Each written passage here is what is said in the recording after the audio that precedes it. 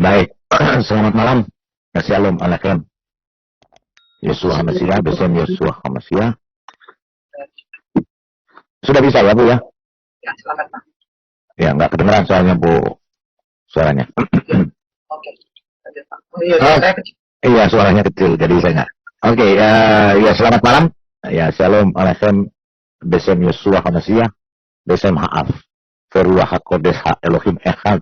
Bismil Ab wal Ibn wal Rasul Kudus Ilahun Wahid. Dalam nama Bapa, Putra, dan Roh Kudus, Allah yang Esa. Selamat malam semuanya ya yang sudah ada di Zoom ini.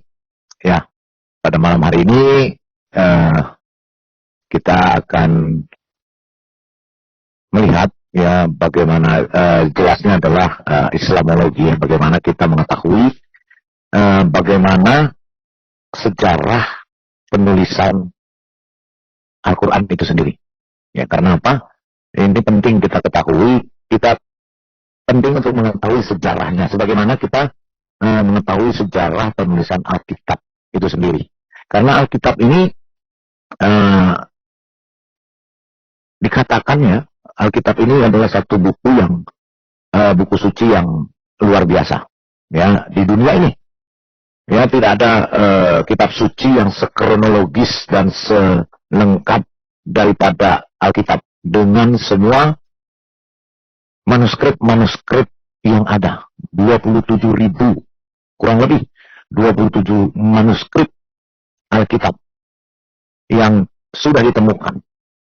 Dan bahkan sekarang juga sedang ada penggalian lagi karena masih banyak ternyata manuskrip Alkitab. Nah, Alkitab yang kita pegang sekarang ini itu berdasarkan manuskrip yang ada. Dan itu sudah diakui dunia, baik oleh para ahli maupun para arkeolog itu sendiri. Ya, bagaimana Alkitab ini tersusun dan bagaimana Alkitab ini sampai di tangan kita. Ya, melalui LAI. Begitu juga Alkitab di seluruh dunia. Ya, diterjemahkan pada seluruh dunia ya. Suara saya bagus ya, katanya ada putus-putus. Bagus ya, oke, baik. Nah, kalau kita berbicara Alkitab, jelas Alkitab tersusun dengan baik, secara kronologis, baik susunan daripada penulisan itu sendiri, maupun sejarahnya. Ya. Nah, itulah yang saya awali dulu sebelum kita masuk. Nah, bagaimana dengan, jadi kalau Alkitab kita bisa selidiki dan kita bisa ketahui sejarahnya. Ada kodeks, ada kodeks Sinaiticus, ada kodeks Leningrad, ada kodeks Vatikanus, kemudian ada Dead Sea Scroll, dan ada manuskrip lain yang sangat banyak. Dan itu melengkapi daripada sejarah daripada Alkitab itu sendiri. Kita beralih kepada sejarah, karena di sini kita berbicara ada tiga ajaran atau tiga agama yang mengaku semua adalah dari Abrahamaik. Nah, ketika berbicara Abrahamaik ini, semua catatan sejarah Abrahamaik itu ada. Baik perjanjian baru, Torah, Nevin, Ketuvim, sampai dengan perjanjian baru, itu semua. Nah, sekarang yang terakhir, nah kita harus ketahui bagaimana sejarah penulisan Al-Quran itu sendiri. Ya, saya akan buka presentasi daripada sejarah penulisan Al-Quran itu sendiri. Karena apa? Karena di dalam literatur baik juga yang ada di website ya, kita bisa lihat bagaimana sejarah penulisan Al-Quran itu sendiri. Sebentar, saya share screen dulu mana ya. Oke, ya baik. Ya, bisa kelihatan ya. Kelihatan ya. Nah, ini adalah website dari Library Islam Web sendiri ya. Jadi ini berbahasa Arab. Ya, ini menjelaskan bagaimana sejarah siapa saja sih yang terlibat di dalam penyusunan Al-Quran ini. Nah, karena Al-Quran ini kan katanya ya, menurut sejarahnya, menurut penuturnya, menurut daripada cendekiawan Islam sendiri dan umat Islam sendiri, itu tersusun katanya secara gradual dan juga tersusun daripada mushaf. Mereka mengatakan mushaf yang ditulis pada suhuf. Nah, suhuf ini bisa tertulis pada waktu itu, pada zaman Muhammad itu tertulis di pelepah kurma, kemudian di daun, di tulang, bahkan di tulang belikat, dan di lembaran-lembaran batang kurma. Jadi suhuf ini yang katanya diturunkan oleh Muhammad, kepada Muhammad oleh Tuhannya Allah, itu secara berangsur-angsur, dan kemudian itu ditulis dan disatukan. Nah, di dalam penyatuan mushaf ini diperlukan penulis-penulis. Nah, penulis-penulis yang ada, yang ditunjuk itu ada 5 penulis yang menonjol di sini ya, yang dikatakan adalah penulis-penulis utama, yaitu Abdullah bin Ka'ab, Abdullah bin Sa'ad, kemudian Sa'id bin Tabit, dan yang lainnya. Nanti kita lihat daripada ini ya, karena ini berbahasa Arab, kita translate dulu ke bahasa Indonesia ya, supaya paham. Oke. Ya, di sini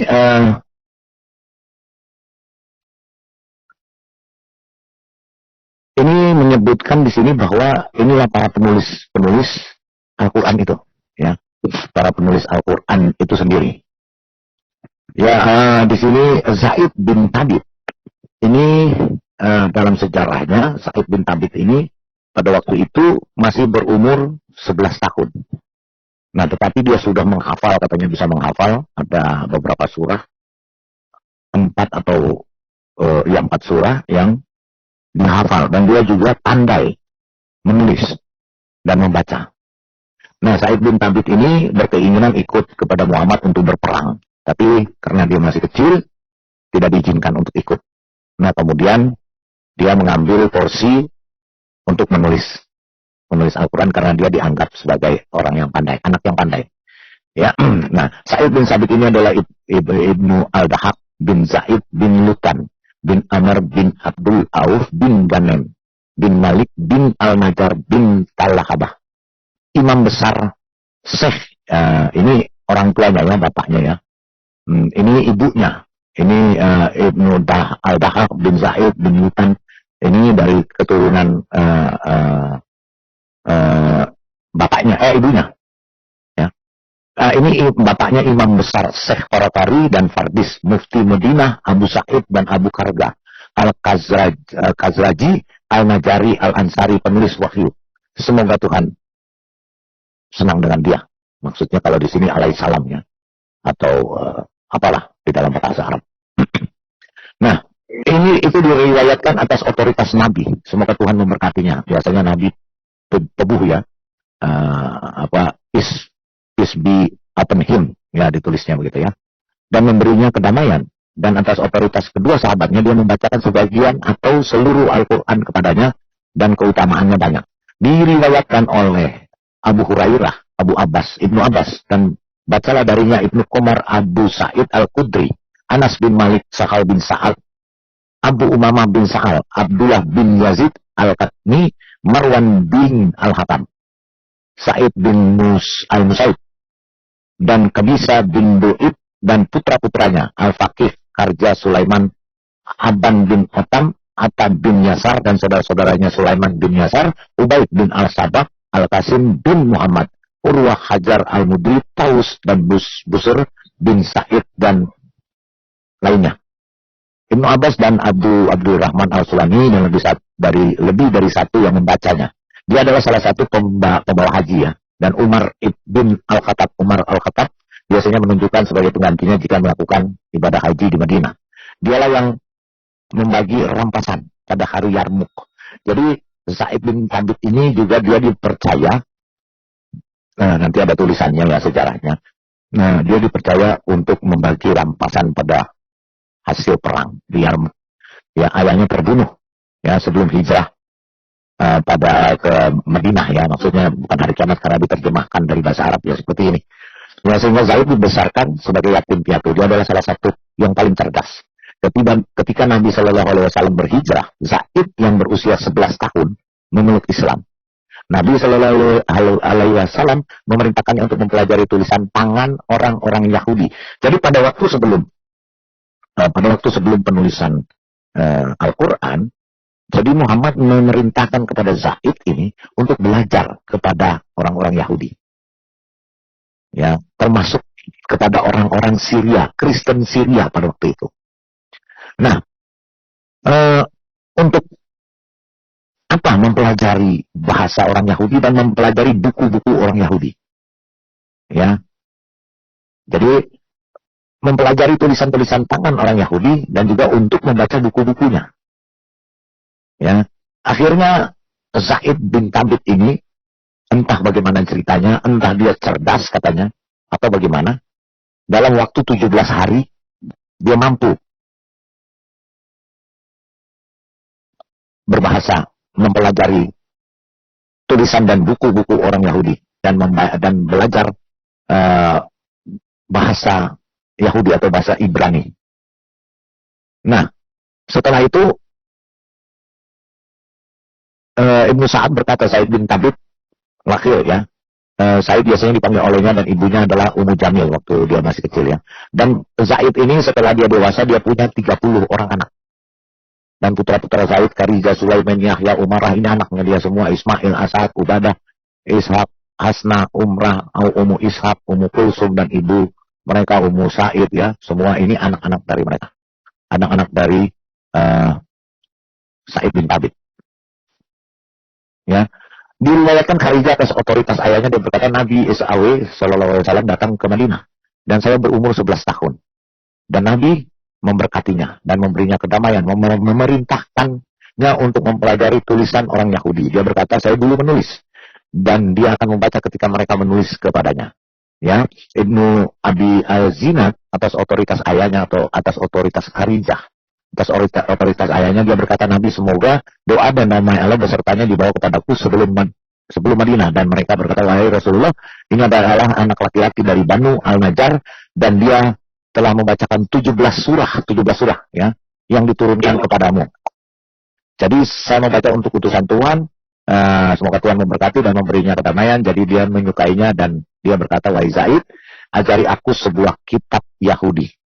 Jadi ketika dia sudah belajar buku-buku Yahudi dan bahasa Ibrani, Nabi Muhammad meminta kepada Zaid untuk diajari kitab Yahudi. Nah, setelah dia mempelajari, singkat cerita, ya, bahwa dia diminta untuk menulis Al-Quran. Ya, menulis Al-Quran, maka dia menulis, ya. Nah, di sini mungkin, ya, agak kacau, ya, karena terjemahannya, ya. Tapi saya sudah rangkum di dalam tulisan saya tentang Zaid ini, ya. Oke, saya lebih baik dengan tulisan.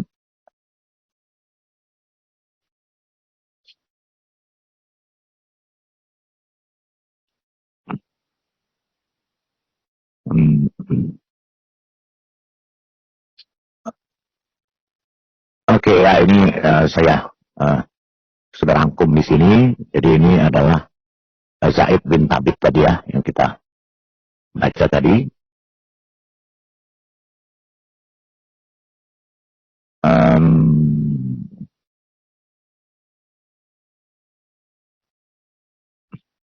Bentar, ini kita tadi sampai di sini. Ya, di sini kemudian diceritakan mengenai Zaid, ya, yang menulis, diberikan tugas untuk menulis Al-Quran. Ya, Abu Bakar, pada saat itu Zaid sudah menulis, ya, menulis Al-Quran. Ya, menulis Al-Quran tadi. Sebentar saya.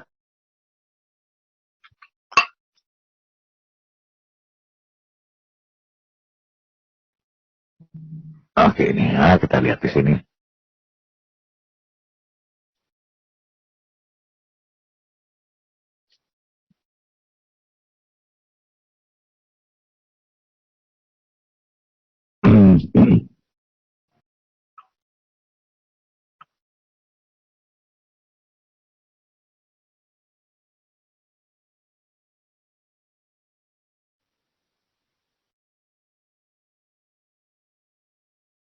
Sebentar ya, saya ini dari mana kita mulai tadi.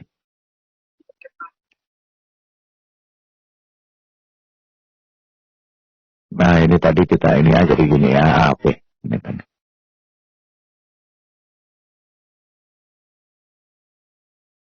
Nah, diriwayatkan Khadijah atas otoritas ayahnya, dia berkata Nabi SAW datang ke Madinah ketika saya berumur 11 tahun tadi ya, kita sampai di sini. Nah, di sini Recording in progress. di sini dia mengatakan jadi dia mempelajari tulisan dan buku orang Yahudi itu dalam waktu 17 hari, setengah bulan. Ya. Dan saya bisa menulis kepada Rasulullah semoga doa dan damai Allah besertanya jika dia menulis kepada mereka. Almas atas otoritas Tabit bin Ubaid. Said berkata, utusan Allah berkata kepadaku, apakah kamu bisa berbahasa Syria, belajar bahasa Syria? Aku berkata tidak. Ya Said dikatakan kamu bisa berbahasa Syria, tapi dia katakan tidak. Maka Muhammad menugaskan lagi dia untuk mempelajari bahasa Syria, dan dalam 17 hari dia bisa berbahasa Syria. Ya, Al-Walid bin Abi Al-Walid Sulaiman bin Karja bin Said memberitahu kami atas otoritas ayahnya, atas otoritas kakeknya, dia berkata utusan Tuhan semoga damai ketika wahyu turun kepadanya, dia mengirimkannya kepada Zaid dan Zaid menulisnya. Ya, Al-La'id meriwayatkan Abu Ishaq atas otoritas Al-Basrah bahwa Muhammad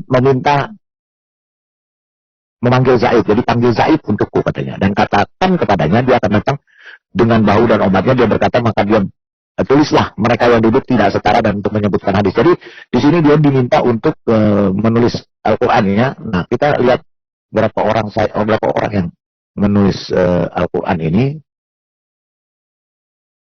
Zaid, oke di sini. Nah di sini ya, Said bin Tabit. Nah nasabnya adalah Said bin Tabit bin Dahak bin Zaid bin Luzan tadi yang kita sudah baca, berumur 11 tahun ya. Ketika Zaid telah dapat menghafal 11 surah katanya ya.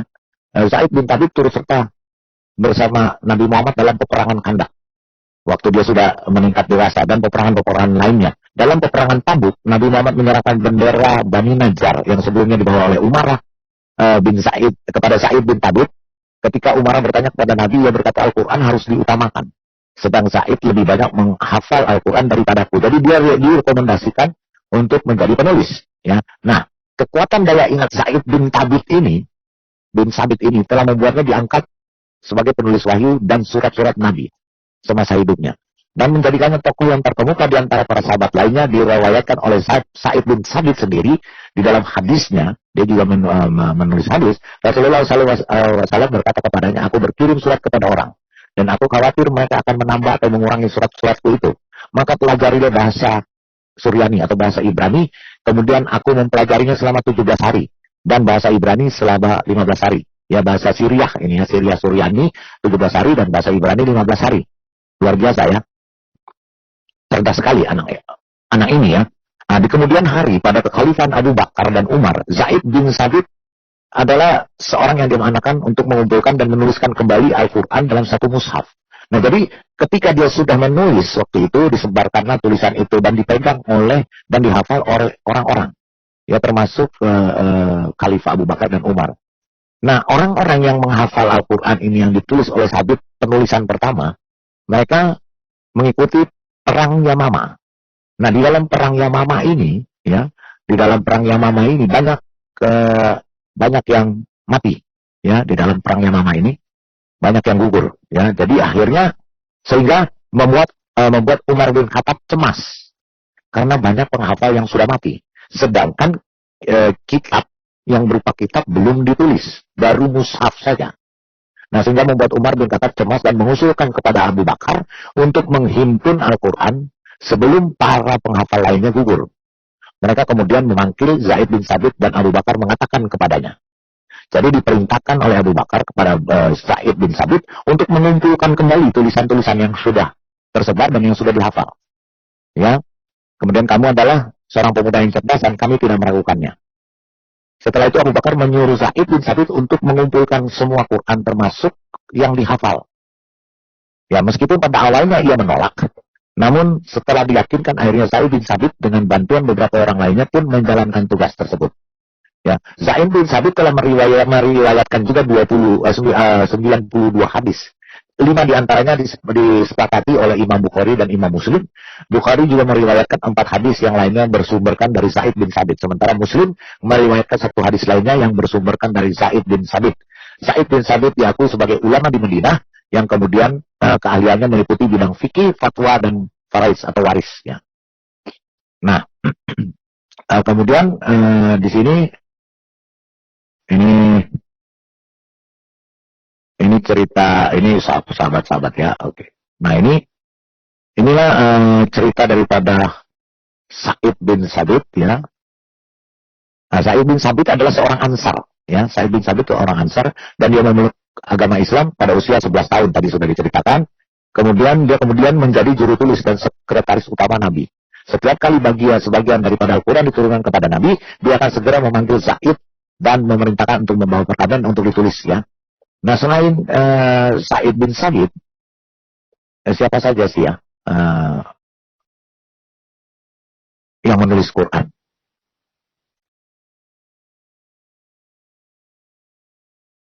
Sebentar.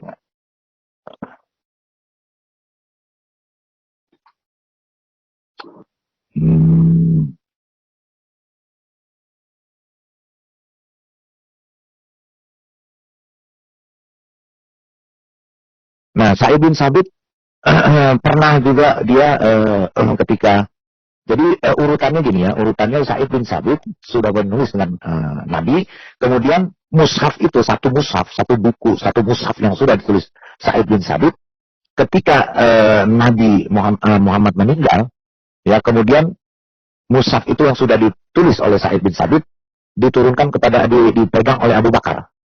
Nah, kemudian pada kemudian hari Abu Bakar meninggal juga dan itu diserahkan kepada Umar. Ya. Nah, ketika Umar meninggal itu diserahkan kepada Hafsah. Hafsah itu anak Umar yang juga istri daripada Muhammad, ya.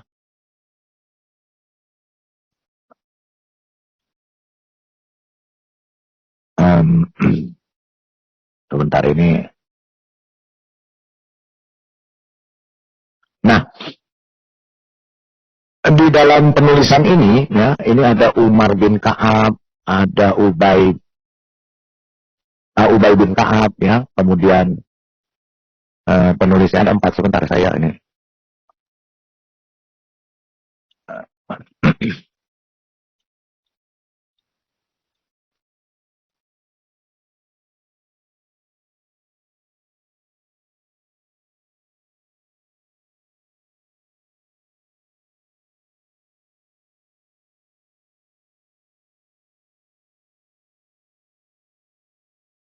Nah, ini ya, tadi Zaid bin Sabit, tadi sampai di sini. Tadi mana ya saya sudah.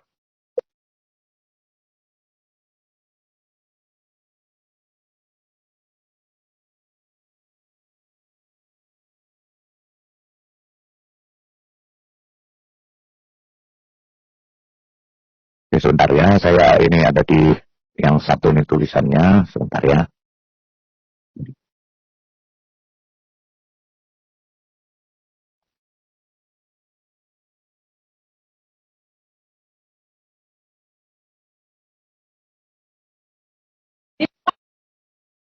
Sebentar ya, saya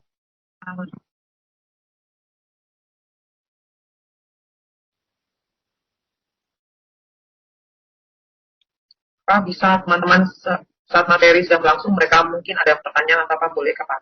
Boleh, silakan. Sementara saya cari ininya ya, materinya yang silakan ada yang mau. Izin kali Ya, silakan. Bagaimana mungkin anak sebelah? Maaf ya Pak Lidara ya. Ya.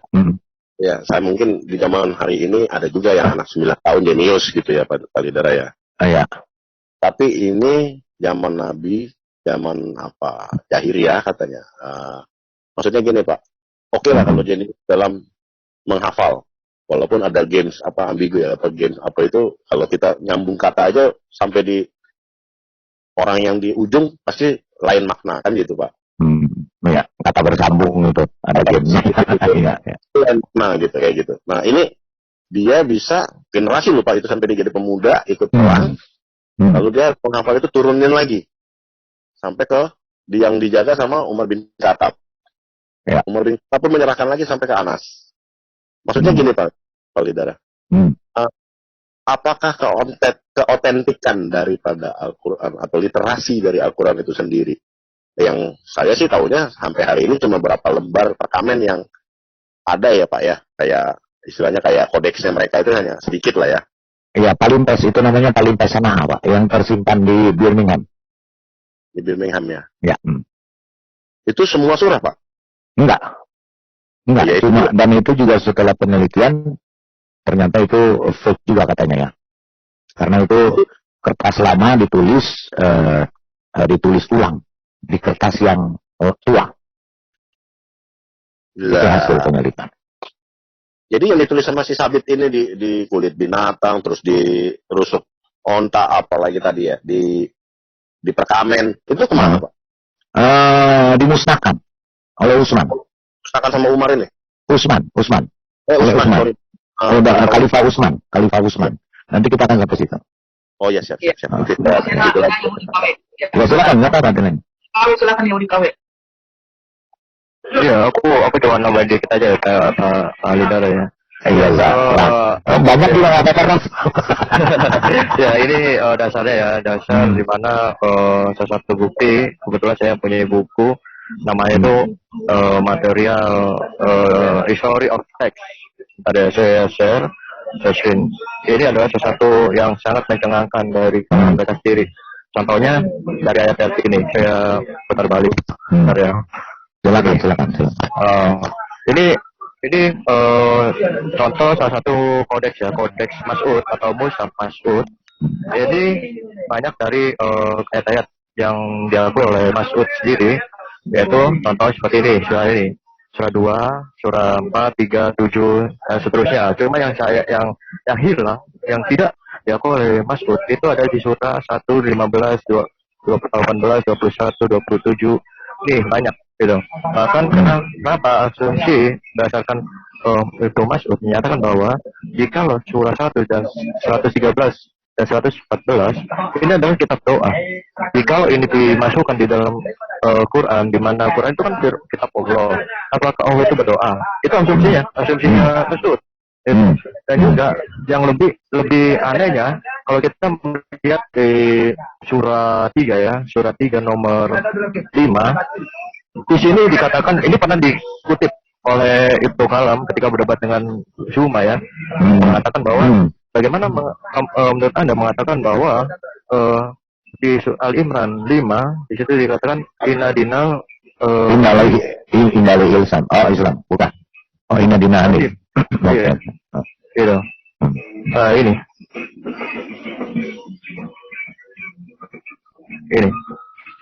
Iya.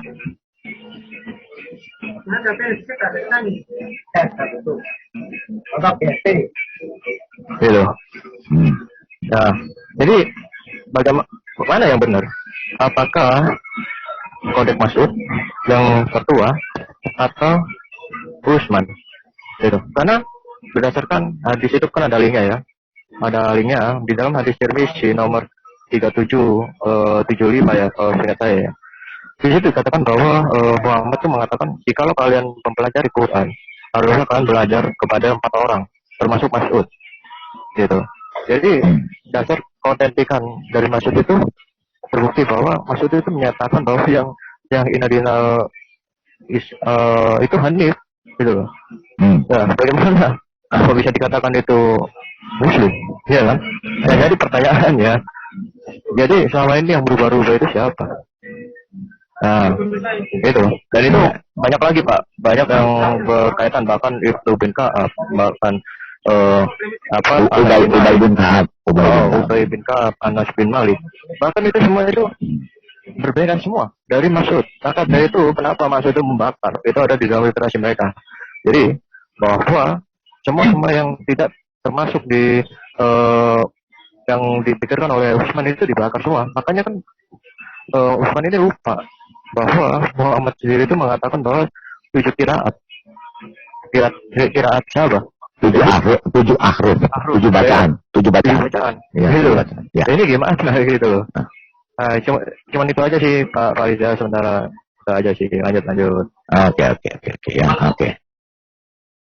Ya, kalau bicara ke Usman nanti kita ada ya, jadi ini ya.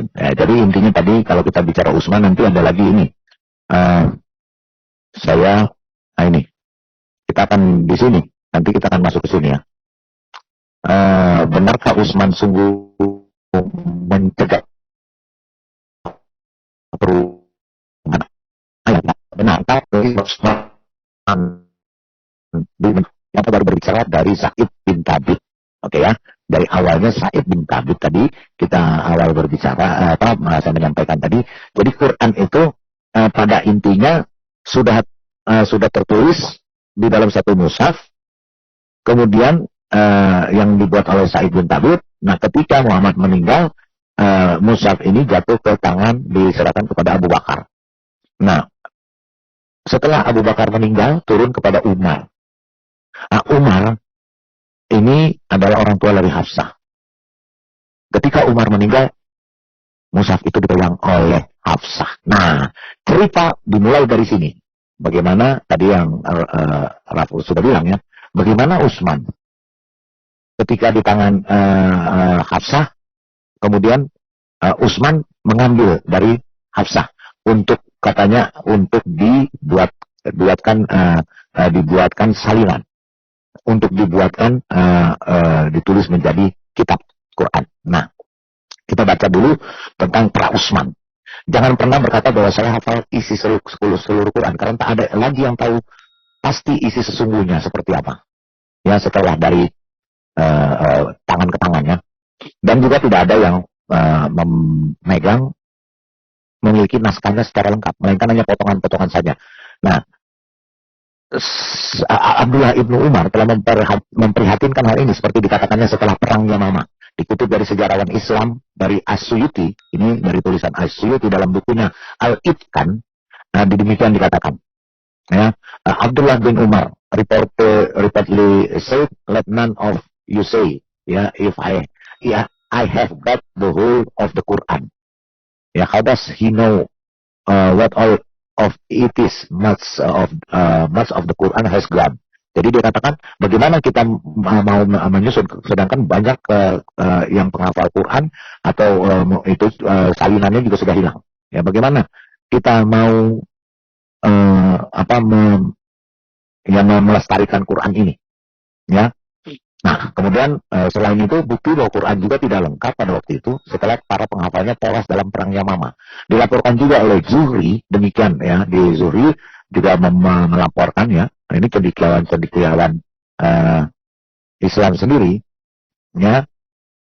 Nah, perubahan sesudah Utsman ya, seperti telah saya dipaparkan ya, Utsman telah menghapus beberapa ayat ini katanya ya, menurut cerita ini ya. Nah, ini kalau kita masuk kepada Utsman tadi ya.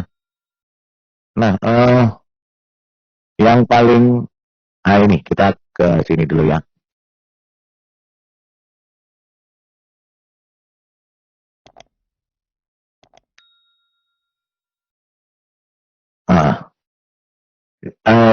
Bukti arkeologinya setelah daripada penulisan Quran ya, dan Quran itu sudah sampai ke sana kemari. Nah, akhirnya bukti arkeologisnya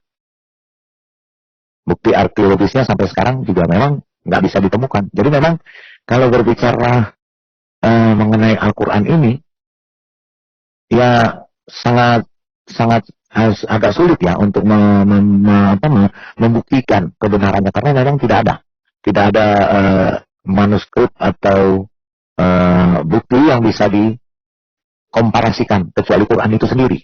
Masalahnya itu loh. Ya. Nah, ini yang tadi saya bilang Sana'a Palintas itu, Palintas Sana'a itu dimulai daripada Gua Queen yang ditemukan yang sekarang tersimpan di Birmingham. Ya.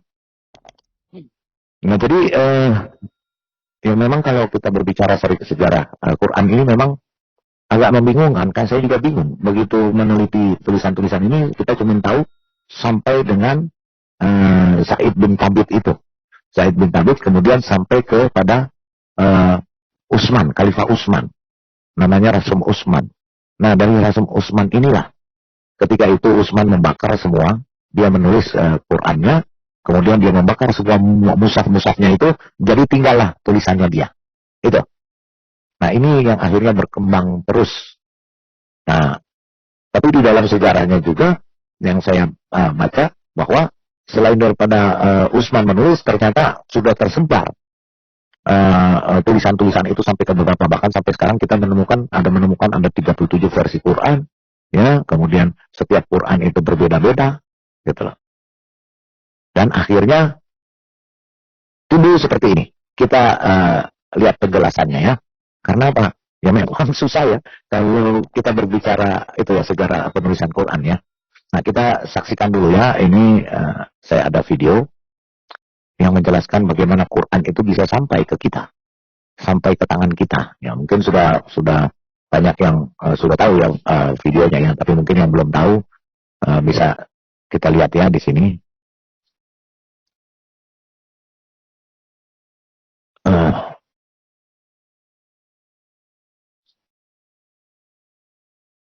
Sebentar, mana ya videonya ya?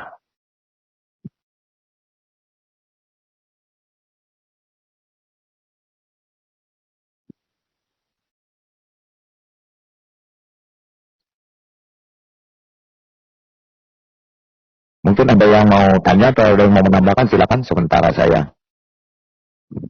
Ya tadi ada Pak Coki, ya silakan Coki. Ya, sementara cari ini videonya nih. Silakan Coki. Pak Coki sudah mute kan? Unmute kan? Silakan. Bu Ines. Yang saya bisa jawab, saya jawab ya, karena memang ini saya juga nggak bisa ini ya, karena memang sangat minim ya ininya. Ya, tadi kan dijelasin sama Pak Rigara kalau soal pembuatannya itu ya dari mulut ke mulut ya. Jadi itu sebenarnya jelas keautentikannya, ke apa namanya, turun beribu-ribu tahun gitu ya, ratusan tahun aja kita kayak bahkan satu hari pun beberapa orang sebenarnya bisa salah gitu. Nah, sekarang kan tinggal kita yang memutuskan ingin hidup dan mati kita kelak selama-lamanya, keselamatan mau percaya yang mana. Betul. Jangan denial.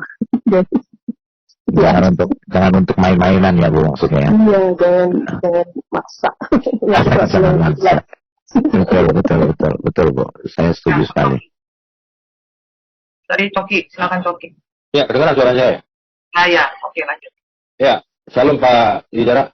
Shalom ya. Ya, alhamdulillah Yesus. Akhirnya Alhamdulillah Pak Lidara. Alhamdulillah Yesus. Ini terkait dengan paparan tadi Pak Lidara. Jadi menarik juga ya. Kalau Al-Quran itu ternyata keautentikannya patut dipertanyakan ya. Jadi klaim-klaim mohon maaf nih umat sebelah ya, kalau itu asli 100% dari Allah itu terbantahkan ya. Ini salah satu, tadi kan ada rekan kita juga nanya ya. Itu kan kalau dia membicarakan Al-Quran selalu kan diceritakan oleh si A, diceritakan lagi oleh si B, diceritakan lagi si C sampai 10. Kita nggak tahu nih diceritakan dari A sampai Z.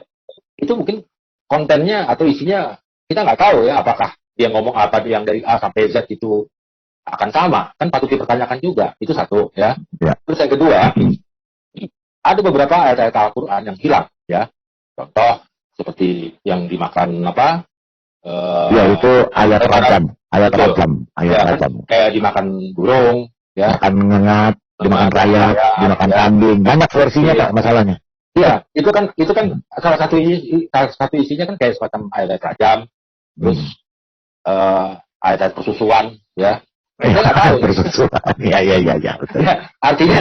Artinya ini kemana? Kalau memang ini firman atau dari Allah melalui Jibril, ya.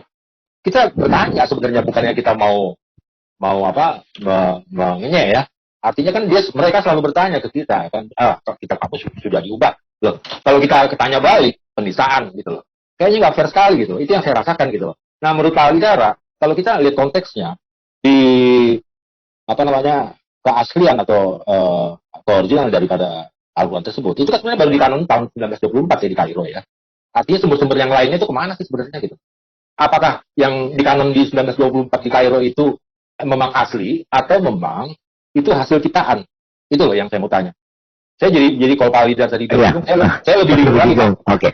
Jadi untuk supaya mengatasi kebingungan itu, kalau saya menjelaskan kan nanti dibilang nih sok tahu kan gitu ya. Saya hanya membacakan tadi sejarahnya. Itu kan dari situsnya bisa dilihat sendiri kan, itu dari situsnya mereka sendiri. Ya kan? Tadi yang saya buka kita terjemahkan. Makanya terjemahannya agak ini karena dari bahasa Arab. Kita saksikan saja Pak, ahlinya yang mengatakan. Ya, oke, kita saksikan ya Pak ya.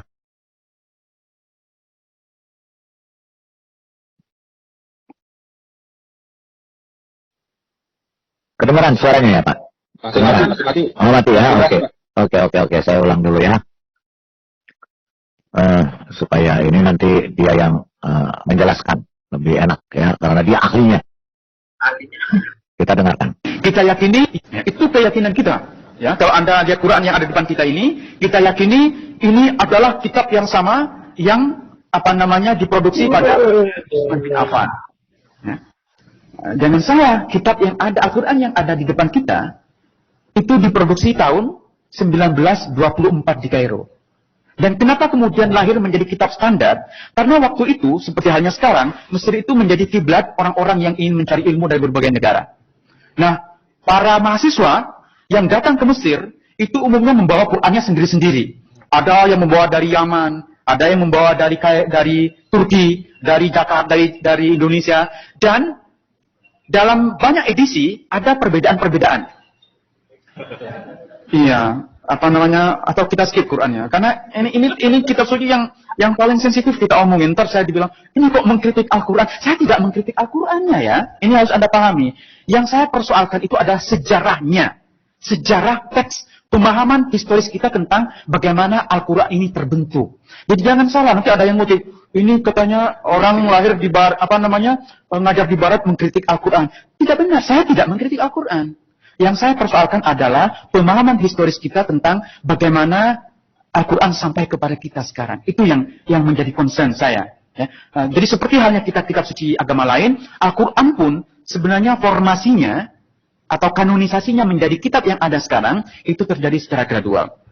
Kalau Anda baca kitab Ibnu Abi Daud Al-Sijistani, yang berjudul Kitabul Masahif, ya, bahkan judulnya saja menarik, Kitabul Masahif. Artinya, Masahif itu jamak dari mushaf.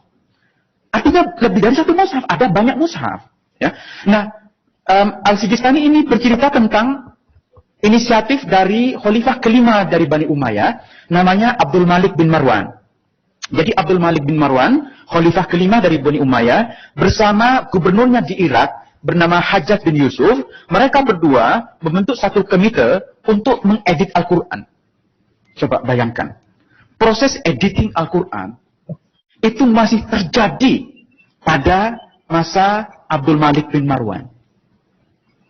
Dan di antara anggota komite yang dibentuk oleh Abdul Malik bin Marwan ini, mereka berjumlah 6 orang, itu terjadi perdebatan tentang bagaimana ini dibaca, apa yang perlu dimasukkan, apa yang tidak dimasukkan. Ya, memang ya, ini kitab suci kita ya, masa iya Quran diedit gitu. Terus apa bahasa yang lebih sopan kira-kira? Mengedit Al-Quran itu kan berat sekali ya. Saya paham, Anda pasti susah menerima ini ya. Paham Tetapi gini lah, ulama-ulama awal itu masih berdebat tentang apa yang perlu dimasukkan, apa yang dihilangkan, apa yang salah, apa yang benar. Ya. Mereka dulu tuh terbiasa berdebat tentang ini. Kita yang hidup di abad 21 itu lebih bicik pikiran kita. Kita lebih tertutup. Ya. Maka Al-Quran ini sekarang menjadi kitab yang tidak mungkin kita otak-atik. Jadi ketika saya pernah nulis di Jotan tentang rekonstruksi surah Al-Kafirun, itu heboh, mengotak-atik Al-Quran. Padahal yang saya lakukan itu penelitian ilmiah. Jawabannya itu Pak. Jadi bagaimana yang di luar Islam akan menjelaskan itu? Kita hanya tahu sejarahnya sampai di Utsman tadi. Ya, dari Said bin Sabit, dari penulis-penulis Ubay bin Ka'ab yang kita tahu ya. Bahkan ada satu, nanti kita akan sampai situ, ada satu penulis Al-Quran, setelah dia menulis Al-Quran, dia murtad. Namanya Abdullah bin Sa'ad. Dan dia dicari, diburu untuk dibunuh. Karena jika dia tidak dibunuh, kredibilitas dari Quran itu akan hancur. Nah, tadi kita sudah dengarkan penjelasan dari Mun'im Siri. Bagaimana yang ada sekarang ini terbentuk. Yaitu hasil kanonisasi 1924. Dan pada waktu Khalifah ke-5 tadi ke-6 ya, dari Bani Umayyah, Malik bin Marwan, itu yang saya tahu itu ketika dikanonisasi, semua Al-Quran katanya yang banyak dibawa dari negara masing-masing, dari Yaman katanya ya, dari Indonesia, dari Turki, dari mana-mana itu dikumpulkan terus dibuang ke mana, dimusnahkan. Katanya sih menurut ceritanya dibuang ke Sungai Nil. Tetapi faktanya sekarang kan banyak masih ditemukan. Rupanya kan sudah beredar dan itu masih disimpan oleh orang-orang. Nah, setelah kanonisasi 1924 untuk diseragamkan seluruh dunia supaya tidak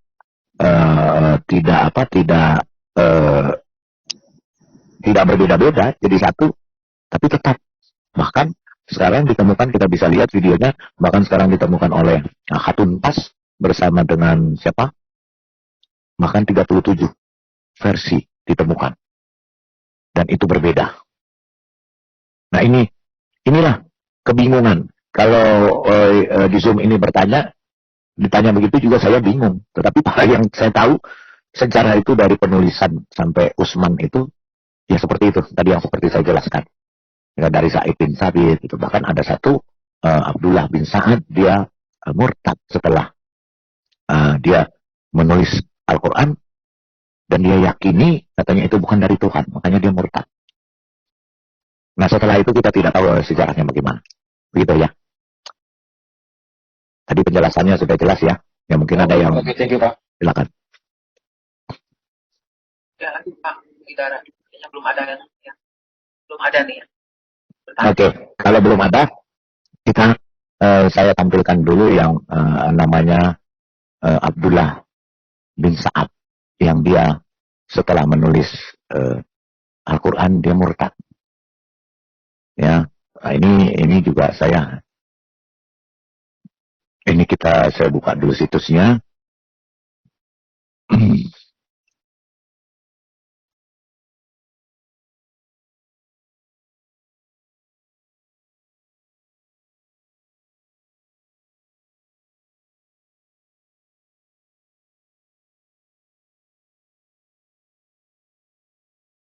Nah ini ya, ini situsnya ya, La Satire de Mahomet ya. Ini berbahasa Perancis ya. Nggak ada yang bisa bahasa Perancis ya di sini ya, kita terjemahin aja dulu ya, supaya tahu semua.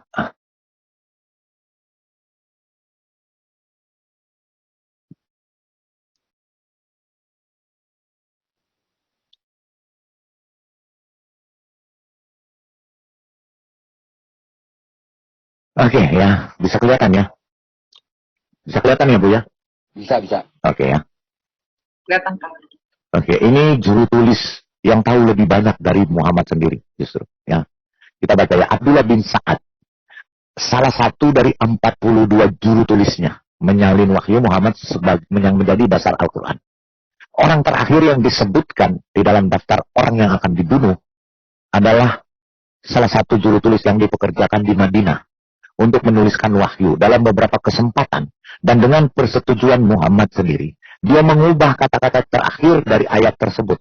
Jadi setiap dia menulis, dia rubah. Misalnya, ya ketika Muhammad berkata, ini yang harus dituliskan, dan Allah Maha Perkasa dan Bijaksana.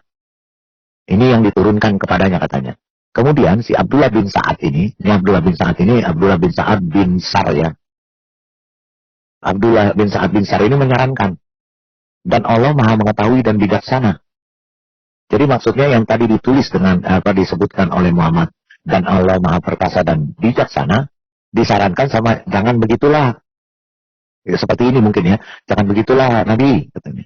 Lebih bagus kayaknya kita pakai ini aja, dan Allah Maha Mengetahui dan Bijaksana. Dan Nabi tidak keberatan. Setuju. Makanya dia setelah mengamati serangkaian perubahan seperti itu, Abdullah meninggalkan Islam. Karena jika wahyu, katanya, menurut dia, jika memang wahyu yang benar-benar dari Tuhan, nggak mungkin bisa dia rubah-rubah. Ya, wahyu tersebut tidak dapat diubah di bawah pengaruh juru tulisnya yang sederhana seperti dia.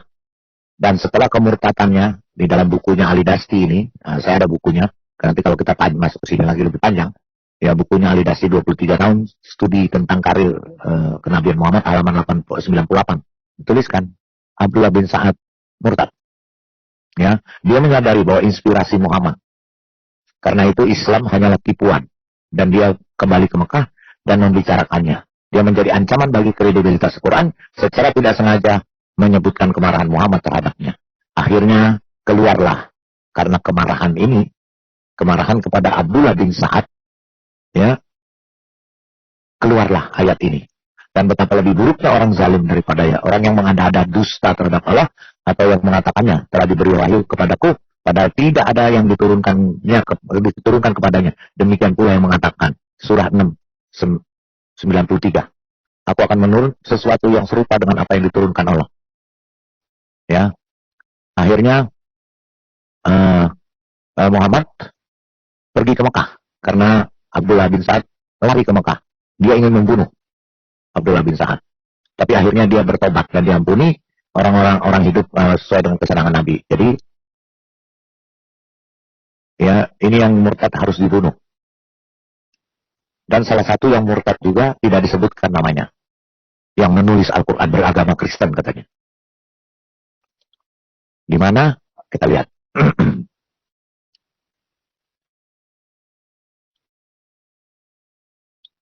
Jadi di sini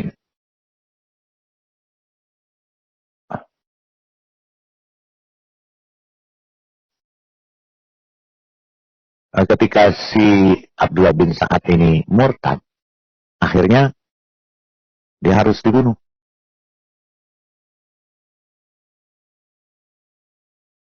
Nah, ya, ini juga ada.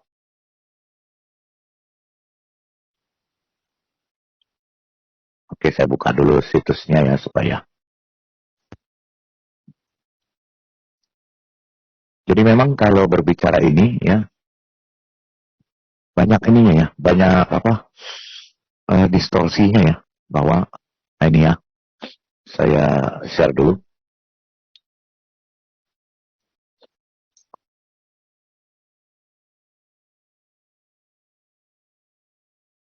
Ini ya, ini Islam Question and Answer ya, ini juga cerita tentang Abdullah bin Sa'ad ya. Ini sebentar saya share, saya translate dulu supaya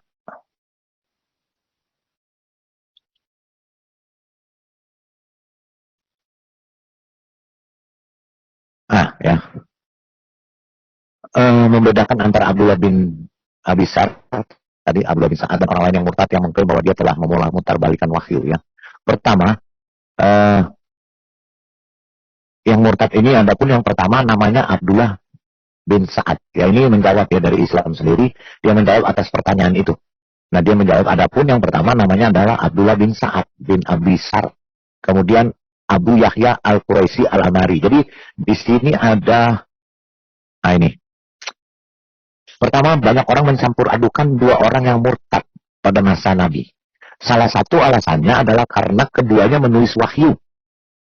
Kedua orang ini, ya, yang murtad ini, yang keluar dari Islam, penulis Quran, penulis wahyu.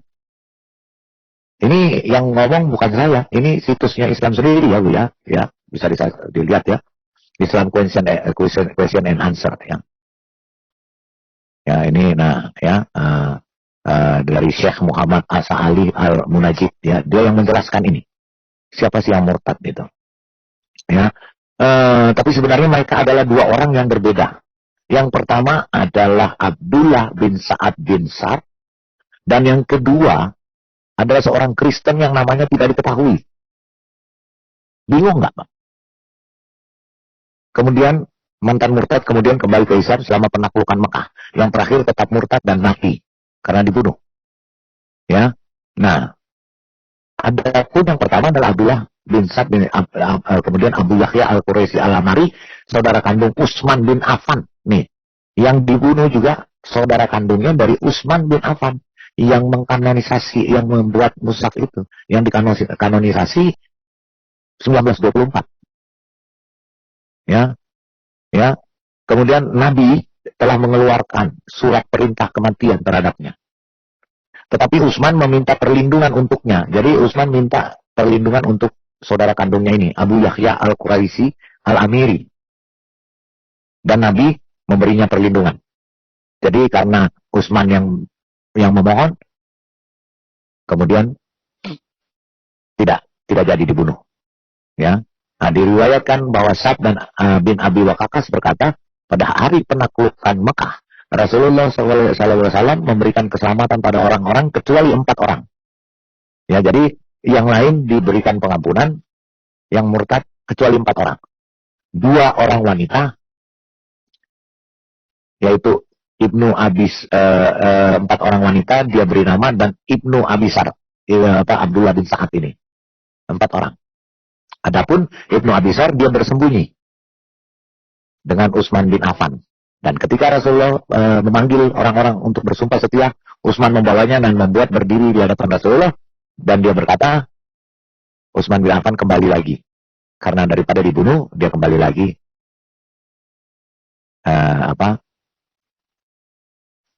kepada Islam, ya. Daripada dibunuh katanya, ya. Itulah. Ya, jadi ini ceritanya. Ini sejarahnya. Jadi yang menulis Al-Quran sendiri, dia tidak yakin sama apa yang dia tulis. Ya. Sementara itu dulu. Jadi memang untuk menjelaskan secara gamblang, kalau saya suruh menjelaskan Alkitab bisa saya jelaskan dari runut. Tapi kalau ini memang kita nggak punya. Referensinya sangat minim dan sangat terbatas. Begitu Bu, silakan. Ya Pak Lidara, shalom. Ya, Shalom, ya. Pak. Shalom, Pak. Ya tadi mengenai video yang Bapak share barusan itu kajian akademik di mana ya Pak ya? Dia adalah, kita lihat dulu, Bapak mungkin belum tahu ya, kita lihat profil, kita lihat profilnya. Karena itu berani sekali tuh. Iya, memang. Itu dia, makanya. Bahkan dia mengatakan, ada lagi yang lebih ekstrim, Pak. Dia mengatakan bahwa di dalam Quran banyak kontradiksi. Kita lihat dulu profilnya, siapakah dia. Mungkin belum banyak yang tahu ya. Yang berbicara tadi ya. Apakah hal video seperti ini perlu kita share lagi Pak? Supaya banyak Pak, di Google, di YouTube sudah. Di YouTube sudah ini kan, kalau mereka juga nggak bisa. Ya. Mereka hanya bisa jawab ya Pak ya. Mereka bisa menjawabnya gini, itu orang kafir katanya. Nah, mereka sudah tahu begitu. Pak Lidara, mereka sudah tahu. Udah tahu. Mereka pura-pura tutup kuping. Iya, sebenarnya udah tahu sekarang. Nah, kita lihat siapa orangnya. Nah, ini. Dia adalah seorang profesor PhD, Pak, pengajar di Notre Dame, Amerika. Dan dia tinggal di Amerika sekarang. Ini orangnya. Sebentar ya, saya share screen dulu supaya.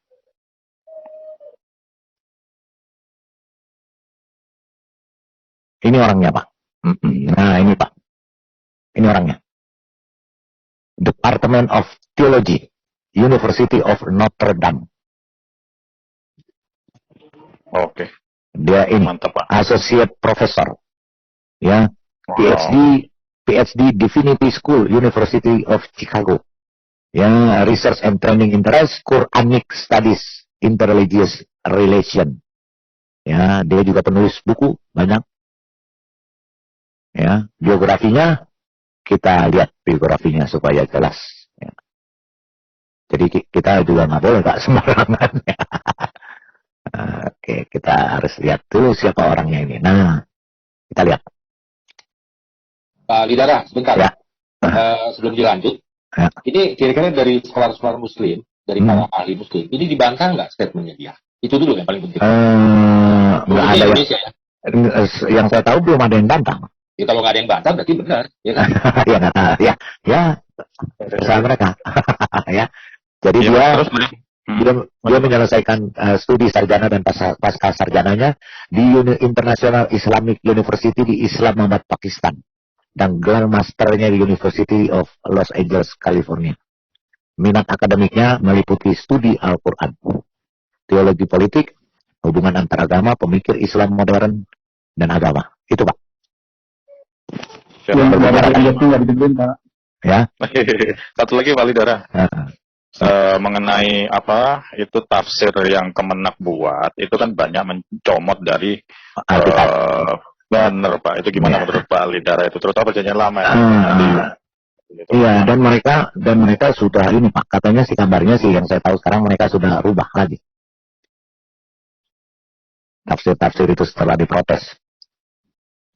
Itu kan tafsir menurut, Pak, ya? Iya, itu kan tafsir menurut mereka Pak, sampai para kletos juga. Luar biasa sekali ya, memang ya. Iya, memang luar biasa. Kiaman Muslim yang luar binasa. Iya, sekarang ini banyak Pak yang luar binasa Pak. Bisa dilihat di YouTube lah. Makanya tugas saya juga berini untuk meluruskan itu, mengcounter attack itu. Malam Pak. Ya, oke, silakan. Malam Pak. Ya, saya mau kasih pendapat tadi bahwa kan fondasinya kalau kita baca tadi sejarah fondasinya itu nggak sebetulnya rapuh tuh, nggak kuat gitu kan fondasi dari kita mereka itu. Tapi kenapa bisa bertahan? Karena mungkin dia menawarkan yang enak-enak buat para laki-laki. Jadi jadinya ya patriarki yang sifatnya otoriter. Mungkin gitu Pak Lidara. Ya, kalau yang setahu saya Pak, bukan itu sebenarnya. Sebenarnya dari dulu disebarkan kalau yang saya lihat ya, dan juga menurut pengakuan daripada para murtadin, itu dari zaman dulu disebarkan dengan sword, dengan pedang.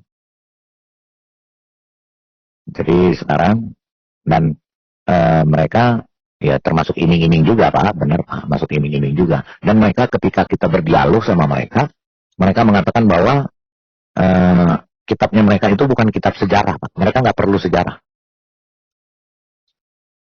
Mereka tidak perlu sejarah, bahkan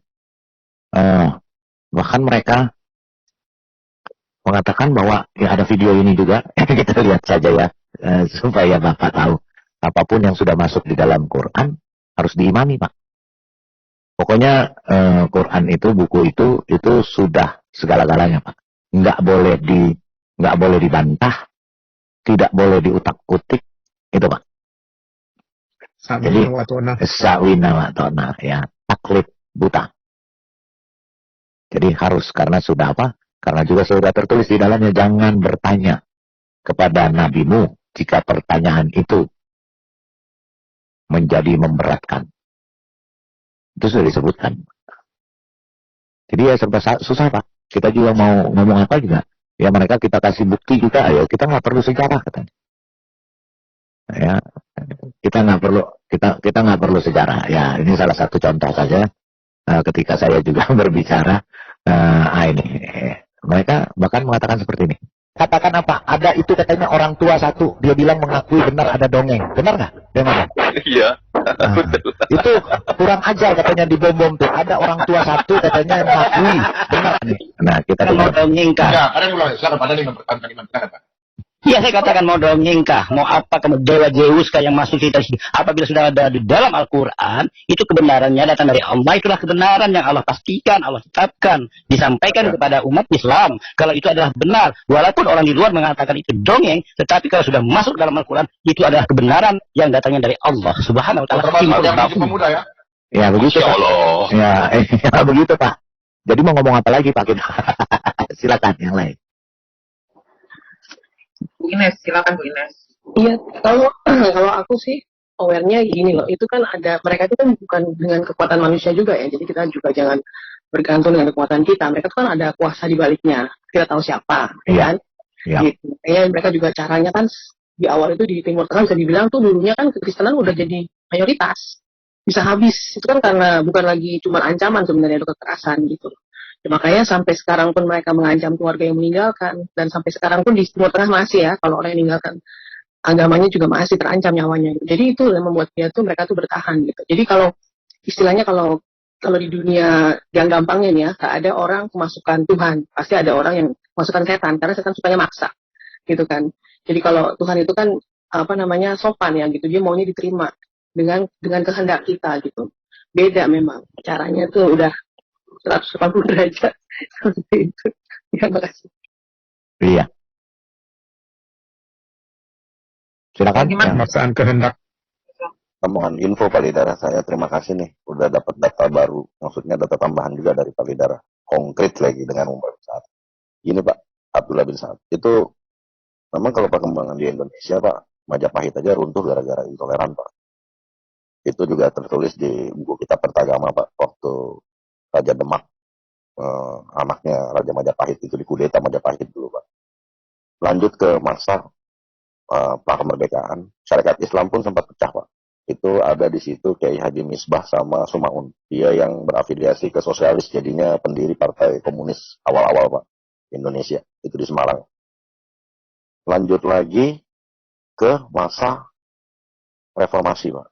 Jauh ya lompatannya ya. Tapi sebetulnya waktu zaman, saya nggak mau ini asumsi karena masih perdebatan juga. Kalau yang tadi saya sebutin itu memang ada di buku sejarah. Ada juga literasi-literasi yang bisa dicari. Yang saya sebutin namanya Bapak Tari aja. Kawan-kawan cari, pasti ada bukunya. Maryam Budiaja juga sempat, dari Profesor Maryam Budiaja juga pernah ngebahas itu. Dari politik itu, segi politiknya. Karena ada di pelajaran politik kita ada mazhab kritis Islam. Kalau di masa Orba, itu berdirinya ISMI, Ikatan Cendekiawan Muslim Indonesia, itu Al-Ihwal.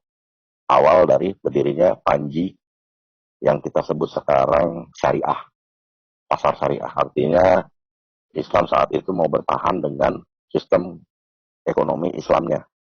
Makanya saya sempat nanya sama siapa ya kemarin ya, bro mentor yang ngasih saya soal kajian Alkitabiah soal ekonomi dari segi Israel, itu saya lagi mau pelajarin dulu. Tapi yang info yang saya tambahkan ini, kawan-kawan bisa cari juga literasinya. Karena kalau ISMI saya belum bisa mastiin karena banyaknya asumsi. Data-datanya juga banyakannya dari persen to persen pendekatannya. Tapi kalau yang syariah ekonomi baru syariah ini muncul waktu zaman pemerintahan, maaf ya saya nyebut oknum ya. Kalau ada pendukungnya di sini dulu, maaf tuh. Waktu zaman pemerintahan Susilo Bambang Yudhoyono. Memang saya tahu persis, bapak-bapak juga bisa, bapak ibu semua bisa cari datanya di media sosial. Saat itu tahun 2000 berapa itu dia naik 2004 ke 2008. Itu dia mulai dari periode pertama pertengahan itu sudah masuk yang namanya investasi dari Timur Tengah. Investasi Timur Tengah ini sebetulnya untuk ada yang afiliasinya penghafal hafidz Quran, terus penerbitan Quran, terus juga ini dari segi agama ya. Kalau dari segi ekonominya investasinya ya biasalah, perdagangan selalu trade-nya. Tapi berkembang ke sini yang saya perhatikan adalah meraknya bank syariah. Bahkan sampai BUMN juga harus digeser dengan program syariah. Dengan iming-iming ekonomi kesejahteraan. Kayak gitu ya. Jadi kayak tadi Pak, siapa pertanyaannya bagaimana bisa bertahan lama, itu rentetan sejarah Pak. Rentetan sejarah bagaimana mereka diberi makan, disuapin Pak, disusupi. Beda sama kita Pak. Kita tuh kalau sampai hari ini, gereja hanya mengakhirkan sinode, gereja hanya, itu karena memang kerja-kerja kita banyak gitu Pak. Beda sama gereja-gereja yang langsung dipegang langsung sama pendetanya, itu di luar, bukan konteks pembicaraan saya. Tapi gereja Protestan, kebetulan saya Protestan, kerja-kerja sinode yang banyak ini jadi bahan acuan untuk kita tidak bergerak untuk mendidik Pak. Mendidik umat, mendidik jemaat, gitu loh Pak. Nah, saya setuju sama teman kita Bro ESL ya, sama Bro Ojo waktu itu yang ngomong, kayaknya kita harus berkembang sama Pak Haji si protokol juga. Tadi malam ngomong, kita harus berkembang di gereja sendiri, saya setuju. Karena dunia apologet, banyak banget saya dapat pengajaran yang dulu saya nggak dapat waktu CD atau apapun itu, ternyata di sini beritanya tuh beda gitu. Dan bagaimana cara kita memahami Tritunggal, Trinitas, bagaimana kita harus mengembangkan pikiran kita waktu kita membaca Alkitab, jelas jauh banget. So, baik lagi, kalau misalnya bagaimana Islam bertahan, seperti itu tadi Pak, infonya Pak. Makasih.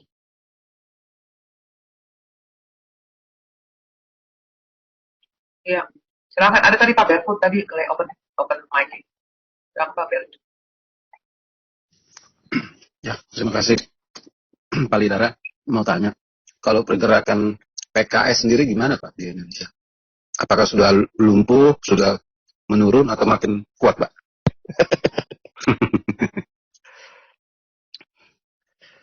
Itu aja Pak, saya mau tanya. Nambah Pak, nambah. Ada Partai Umat. Amin Rais bikin. Ya. Aduh. Ya, Pak Rudi. Sekalian Pak Rudi juga sebelum kita kembalikan ke Pak Didara. Silakan Pak Rudi. Oke, yang lain masih ada? Ya, silakan Pak Didara. Bagaimana perkembangan apa tadi? Partai ya? Itu apa sih? Ya, Partai PKS, Pak. Oh, PKS. Penjualan sapi.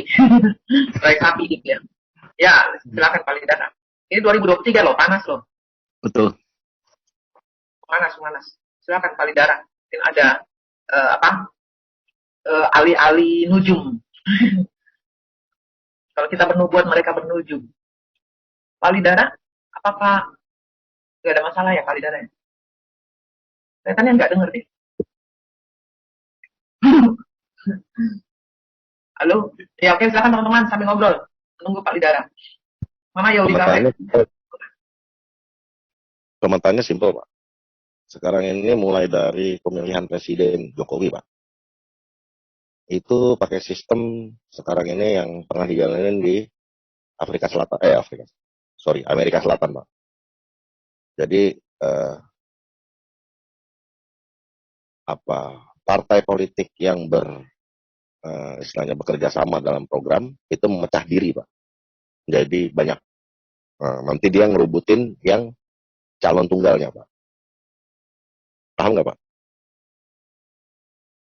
Jadi pecah ya sekarang.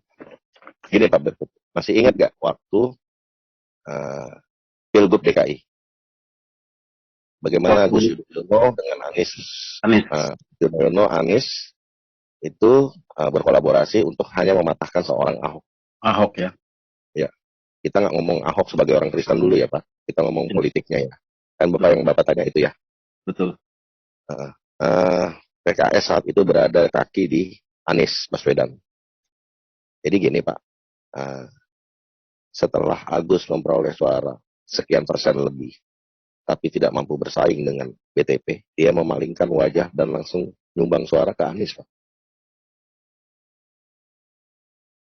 Untuk merontokin 30% plus 1. Kan itu Pak, pemilu kita Pak, demokrasinya. Betul. Paham ya? Paham. Plus 1-nya itu Pak, suara dia Pak. Masalah pelaksanaannya nanti di Bawaslu-nya seperti apa, kacau balau carut marutnya di Panwaslu seperti apa, Bapak udah tahu sendiri. Betul? Betul. Nah, sekarang 2023 Bapak tanya PKS. Ya. Betul Bu Yuli tuh, banyak pedagang sapi Pak yang ini di sana Pak. Apalagi satu-satu korban. Jadi gini Pak, PKS dulu itu cerminan dari PAN Pak. Oke, iya. Mohon maaf, ada telepon dari Al Hayat. Jadi saya tinggal dulu sebentar. Baik. Ya, silakan. Lalu kalau sekarang Bapak mau tanya kakinya seperti apa yang saya utarakan tadi, nanti akan timbul satu partai gelora Pak. Oh. Bukan akan timbul, sudah timbul Pak. Sudah ya. Anies mata itu. Satu, kedua partai umat. Itu Amin Rais sendiri. Ya mungkin kita sudah jauh menyimpang ya. Kita balik lagi ya tentang sejarah. Iya. Nah, oke kita kembali lagi ke topik ya. Tadi mohon maaf, tadi saya barusan ditelepon soalnya telepon conference. Jadi itu ya tadi bahwa sejarah itu kalau kita menuntut untuk sejarah yang runut dan kronologis khusus dalam kasus ini susah memang ya. Tapi kita punya potongan-potongan puzzle ini, potongan-potongan sejarah ini yang bisa kita. Dan memang mereka mengatakan mereka bukan kitab sejarah. Jangan samakan dengan Alkitab. Ya, kalau Alkitab kita punya sejarah, punya bukti, data, ya, 27.000 lebih manuskrip, kodeks. Tapi kalau mereka sama sekali nggak ada, dan mereka, nah tadi seperti video kita saksikan, ya apapun yang masuk di dalam situ, mau dongeng kayak mau apa, semua itu wajib diimani. Dan sudah jelas bahwa fakta dongeng itu ada. Yang tidak punya kebenaran itu ada tertulis. Ya, dan itu mereka nggak bisa bantah. Makanya akhirnya ya berkata begitu. apapun kalau sudah masuk di Al-Quran, mau dongeng kek, mau Dewa Zeus kek, mau cerita rakyat kek, kalau sudah itu kebenaran. Gitu loh. Oke, dilanjut silakan kalau memang sudah. Ya, silakan teman-teman masih ada.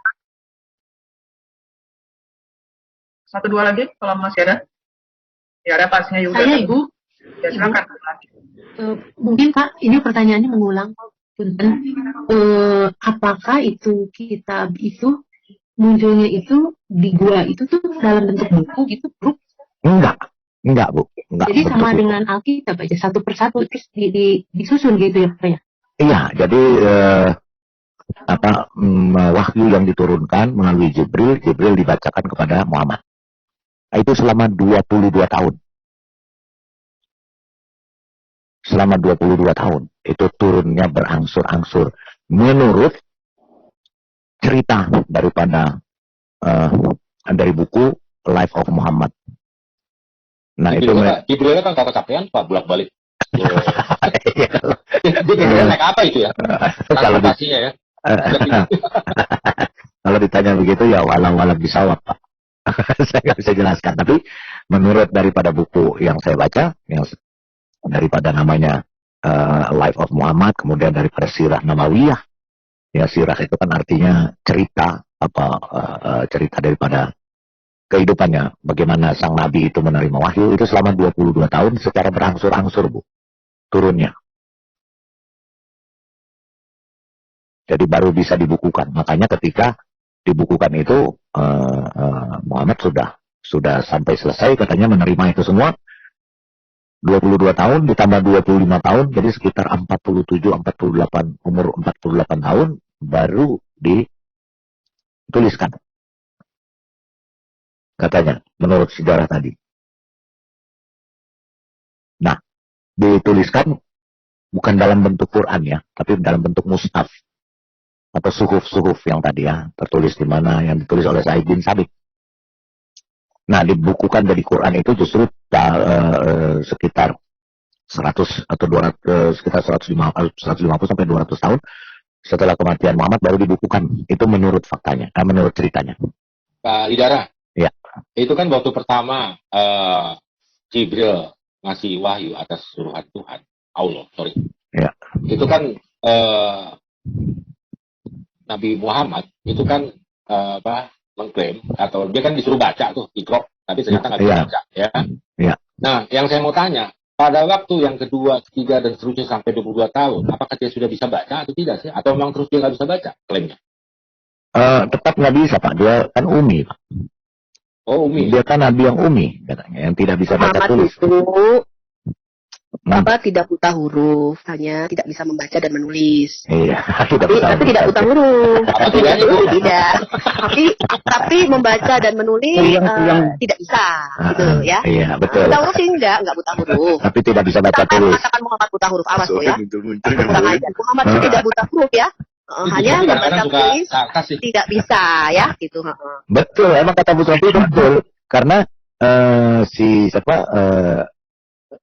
Buya Sakur sudah mengatakan kalau ada yang ngomong Nabi saya buta huruf saya laporkan ke Bareskrim katanya.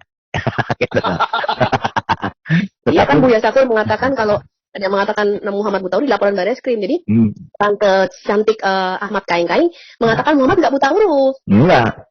Cerdas, IQ-nya tinggi ya. Jenius mungkin ya kan. Bisa menghafal 6.666 ayat bayangin.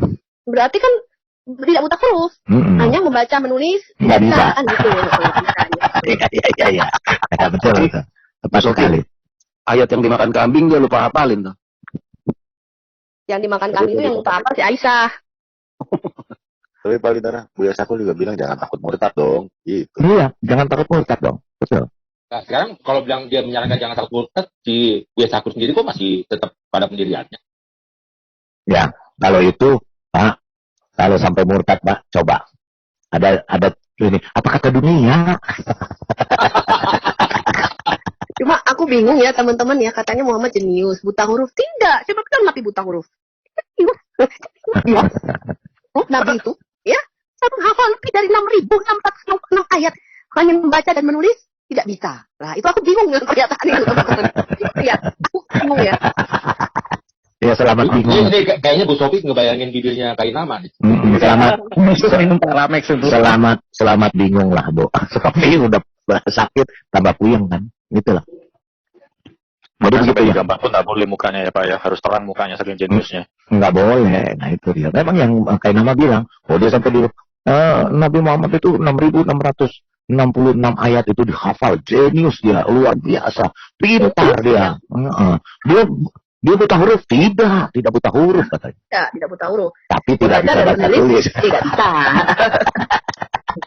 Nah itu silakan yang mendengarkan atau yang menonton, yang mengeja sendiri atau memikirkan sendiri lah. Ini kembali lagi ke Kainama nih Pak Alidara. Nah, jadi melebar deh.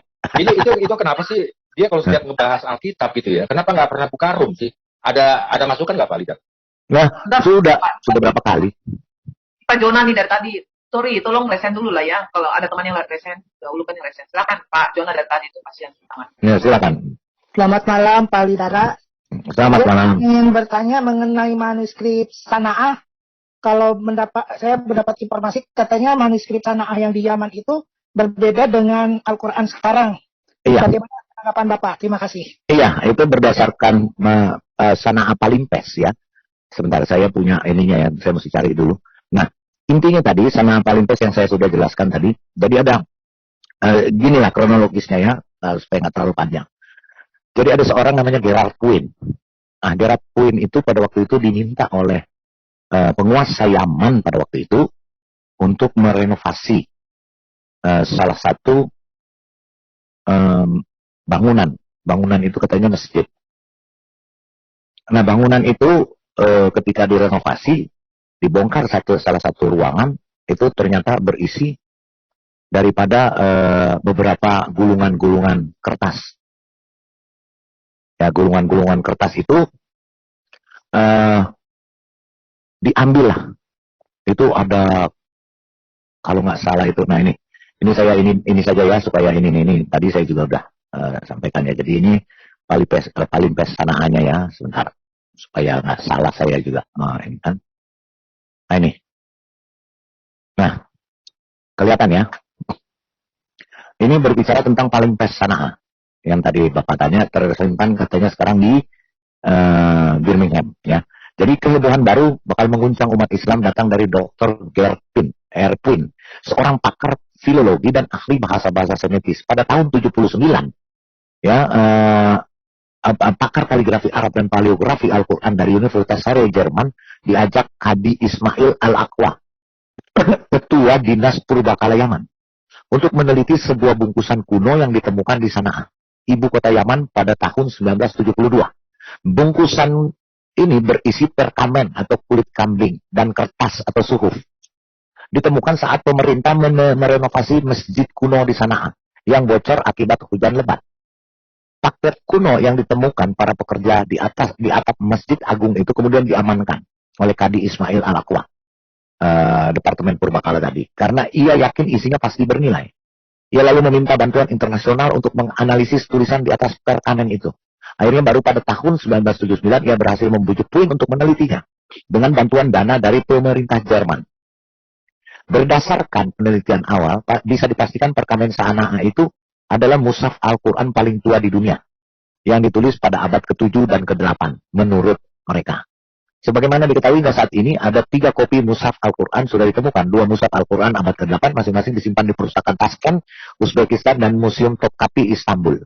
Nah, sementara mushaf ketiga berupa manuskrip Mail abad ke-7 disimpan di British Library London, Inggris. Nah, menurut Dr. Puin, kaligrafi pada mushaf Sana'ah itu berasal dari Hijaz katanya.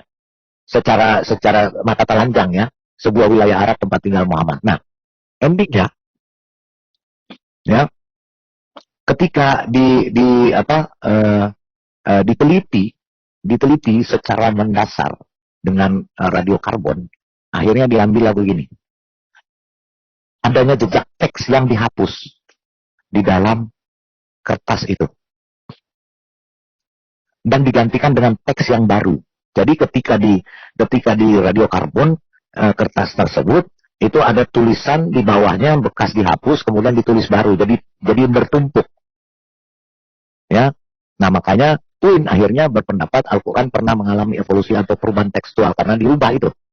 Dengan kata lain, apa yang umat Islam baca saat ini kemungkinan bukan satu-satunya versi. Nah, kemudian kesimpulan Puin itu tentu saja akan sulit diterima umat Islam. Sebab diyakini ayat-ayat Al-Quran itu diwahyukan Allah kepada Muhammad secara bertahap antara tahun 610 sampai 632, 22 tahun. Dan setiap menerima wahyu, Muhammad selalu membacakan di hadapan sahabat, suruh ditulis. Ya, itu menurut Ensiklopedia Islam, Jakarta tahun 1994.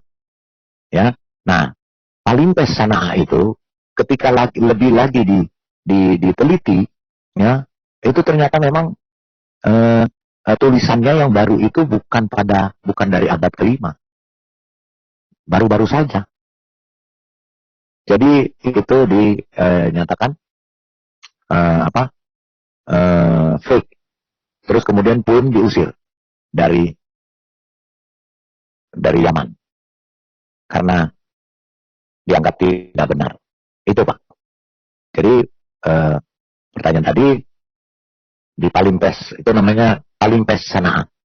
Ada bukunya yang menulis tentang itu, Palimpes Sana'a, dan itu hanya berupa potongan kecil. Hanya beberapa ayat lah, beberapa tulisan. Tapi ternyata itu didobel, bekas tulisan lama dihapus, kemudian ditimpat dengan tulisan baru. Itu. Pak Widara, ya. Apa benar Puin itu diancam dan dilarang berbicara mengenai penelitiannya di sana itu, Pak? Iya betul Pak. Tadi kan kita sudah lihat, dia bahkan diusir dari sana, terus kemudian dihentikan semuanya, bahkan dia diancam memang. Pak Gitu. Oke, ya. Katanya sana sebenarnya manuskripnya ada banyak. Cuma nggak dikeluarin, nggak boleh diteliti semuanya. Dengar-dengar katanya nanti setelah yang neliti ini Pak, seperti namanya? Nah, itu nanti kalau dia meninggal, baru akan dipublikasikan gitu loh. Nggak tahu. Ya, kalau itu saya kurang tahu. Tapi yang jelas bahwa Palimpes Sana'a ini sudah tersebar, Bu. Bukunya pun bisa kita beli. Nah, ini Palimpes Sana'anya ya, kita lihat ya. Bentuknya seperti ini. Akhirnya ada bekas-bekas tulisannya. Nah, ini setelah ini Palimpes Sana'a, Bu. Ya, ini The Sana'a Palimpes. Ya, terus Fascinating Quranic Manuscript. Nah, ini dia. Cuma ini. Nah, ternyata ini dipakai radiokarbon itu di belakang ada tulisan. Jadi kertas lama. Terus ada bekas seperti ini. Saya menulis sekarang nih. Terus ada kesalahan. Terus kertasnya saya simpan. Kertasnya sudah saya hapus kan. Saya simpan. 100 tahun kemudian ada orang temuin. Dia tulis di kertas yang tua itu. Dan dia katakan ini tulisan tua. Buktinya kertasnya silakan aja cek gitu. Jadi ini Pak, Bu. Ya, yang di zoom semua. Ini Palimpes Sana'a. Ya, itu kelihatan. Itu kan di belakangnya tuh ada tulisan lain kan. Iya. Ini dia. Ini namanya The Sana'a Palimpes. Ya, jadi mereka mengatakan itu Sana'a ini termasuk yang salah satu Quran tertua. Karena dari radiokarbon atau radio datingnya sama seperti yang Birmingham yang dibangga-banggakan dan Hakim Ali. Malah katanya sebelum Muhammad lahir itu Quran udah ada. Itu ya dari kertasnya. Tapi Muhammad belum lahir itu Qurannya udah ada gitu kan. Cuman radio dating itu kan hanya perkamen kulit atau medianya saja yang mereka teliti kira-kira gitu ya. Keakuratannya kira-kira 98%, kadang-kadang seperti itu. Tetapi kan yang lebih tepat lagi bukanlah medianya yang dilakukan oleh para tulisannya ini. Ya. Tapi tulisannya itu abad keberapa? Jadi bentuk tulisannya. Tulisannya itu abad ke 12 13 bahkan. Nah, lebih parah lagi kan, ternyata tulisan paleografinya abad ke-12 ke 13. Kalau yang di Birmingham itu dia hurufnya Hijazi. Jadi kira-kira setelah Muhammad mati itu huruf baru berkembang. Walaupun radiokarbon atau radio datingnya mereka bangga-banggakan ini malah sebelum zaman Muhammad. Inilah buktinya Quran zaman Muhammad begini, enggak, karena itu cuma dari medianya aja. Jadi yang menentukan tuanya sebuah manuskrip itu bukan hanya radiokarbon datingnya aja, dari bentuk tulisan, bahasanya. Bahasanya yang dipakai itu kira-kira abad keberapa itu mereka bisa tentukan gitu loh. Gitu. Itulah hebatnya peneliti di sana yang di luar yang sampai mereka tuh bisa tahu gitu loh. Jadi orang mau bohong itu juga nggak gampang gitu loh.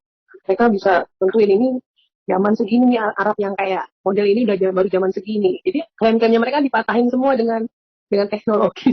Iya, nanti termasuk juga Injil palsu ya, Pak Lidara ya. Iya. Karena bahasa sebagainya tuh kita ngerti ini kapan ditulisnya, nggak sembarangan klaim-klaim gitu ya. Iya. Jadi ini di sini kan ditulis nih ya. Fitur yang paling tidak biasa dari manuskrip sana adalah bahwa kedua teks asli dan yang lebih baru. Nah, ini teks yang tadi ini, yang di belakangnya teks katanya yang teks aslinya, ternyata diteliti yang ditiban ini, yang ditimpa ini teks tulisan pada abad-abad ke 12, 13, jauh sekali gitu. Nah ini kan di sini ditulis nih kan, ya dengan sinar ultraviolet ya. Jadi ini dari bentuk tulisan. Linknya diketik aja Pak Bu di Google tuh Palimpsest Sanaa, keluar kok Bu. Banyak gitu Bu. Palimpsest Sanaa ya tulisannya ini, Palimpsest. Nah ini tulisannya nih. Ini aja Bu di ini The Sanaa Palimpsest. Keluar Bu. Gampang Bu sekarang. Palimpsest itu artinya tulisan yang sudah ditulis kemudian dihapus dan ditimpa, itu artinya palimpsest. Iya, ulang dia. Itu arti palimpsest. Palimpsest Sanaa ya, tibanan, tulisan tibanan. Jadi ya, kalau dibilang dikatakan palimpsest itu artinya dia tulisannya ditimpa. Dari bentuk gaya bahasanya tadi kayak gaya tulisannya yang Bu Sofi bilang ya itu sama seperti ini. Saya punya Alkitab Barnabas, terus kemudian kitab Barnabas, kitab Yudas.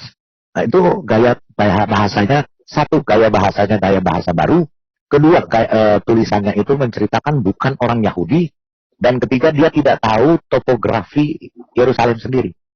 Iya. Gitu. Tapi itu yang disebut yang dibilang ada di batu-batu di pelepah-pelepah itu ada nggak Pak? Ada Bu, itu dia nggak bisa dibuktikan karena sudah dimusnahkan oleh Utsman. Kalau itu ada, bisa kita para sarjana, para arkeologi kan bisa membandingkan. Iya, susah memang mereka. Bisa membuktikan. Contoh begini. Pelepah kurma di batu-batu, apaan tuh? Di tulang, bahkan di tulang. Coba kalau coba nulis di tulang belikat tuh siap, bagaimana cerita? Itu mah nulis itu hubungi ya, kalau mau pijet nomor HP-nya sekian. Ya itulah. Di tulang. Ya, di tulang belikat onta, di pelepah kurma, di daun, di batang, semua ada. Tulang di kulit. Itu Pak Lidara, ayat yang hilang waktu diumpetin nama Aisyah, itu berapa lembar tuh, berapa ayat yang hilang? Ya itu dia nggak bisa dibuktikan berapa lama hilang, berapa ayat, berapa ini ya katanya yang mengenai persusuan lah, kemudian ayat rajam lah, gitu. Berarti katanya Allah Maha Kuasa.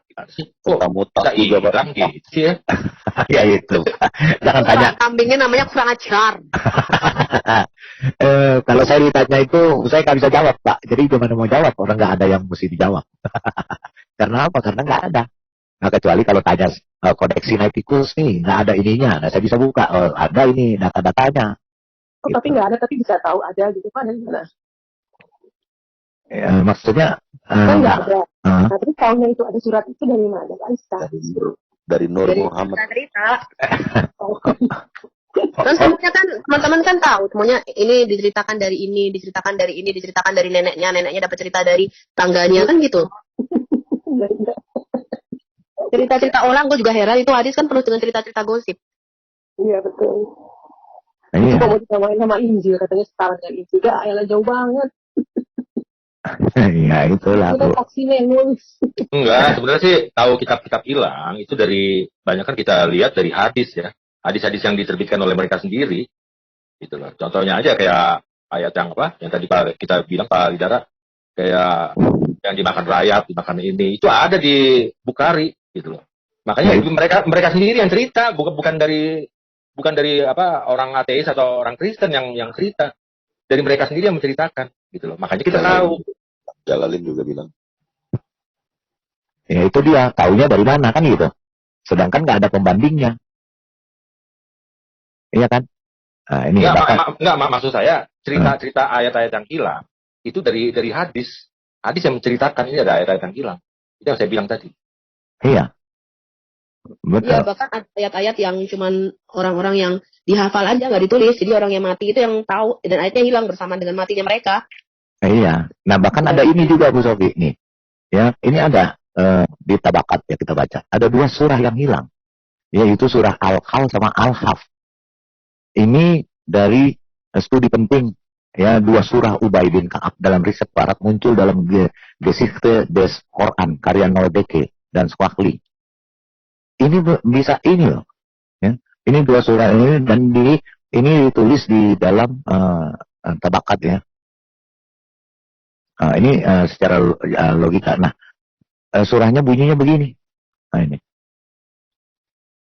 Ya. Nah, ini penulis yang di Musannaf Abu Rafi dari Umar, Ubaid bin Umar dari Umar, Maimun ini dari ini semua loh. Abu Yusuf Itikaf nih referensinya ya. Ibnu Sa'ad Al-Tabakat. Nah, Ibnu Sa'ad nih yang tadi Abdullah bin Sa'ad yang tadi murtad setelah nulis Quran. Nah, itu ada di Al-Tabakat. Ini hilang nih. Nah, surahnya isinya begini. Katanya. Nah, ini nggak ada di Al-Quran yang sekarang. Nah, ini. Nah, ini doa kunut mereka bilangnya. Nah, iya. Ya nggak tahu lah doa kunut apa. Tapi isinya seperti ini. Sumber teksnya tuh ada. Safi al-Ulum ya. Ada semua.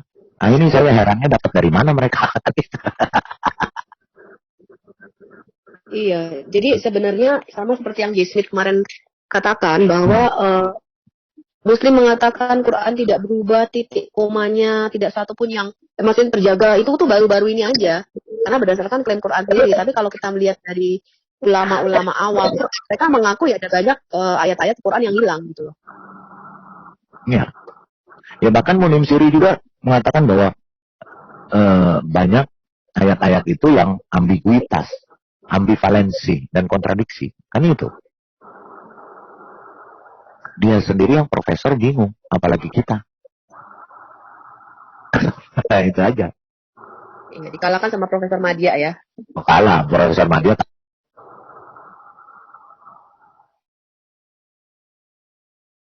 Ya, seperti itu teman-teman.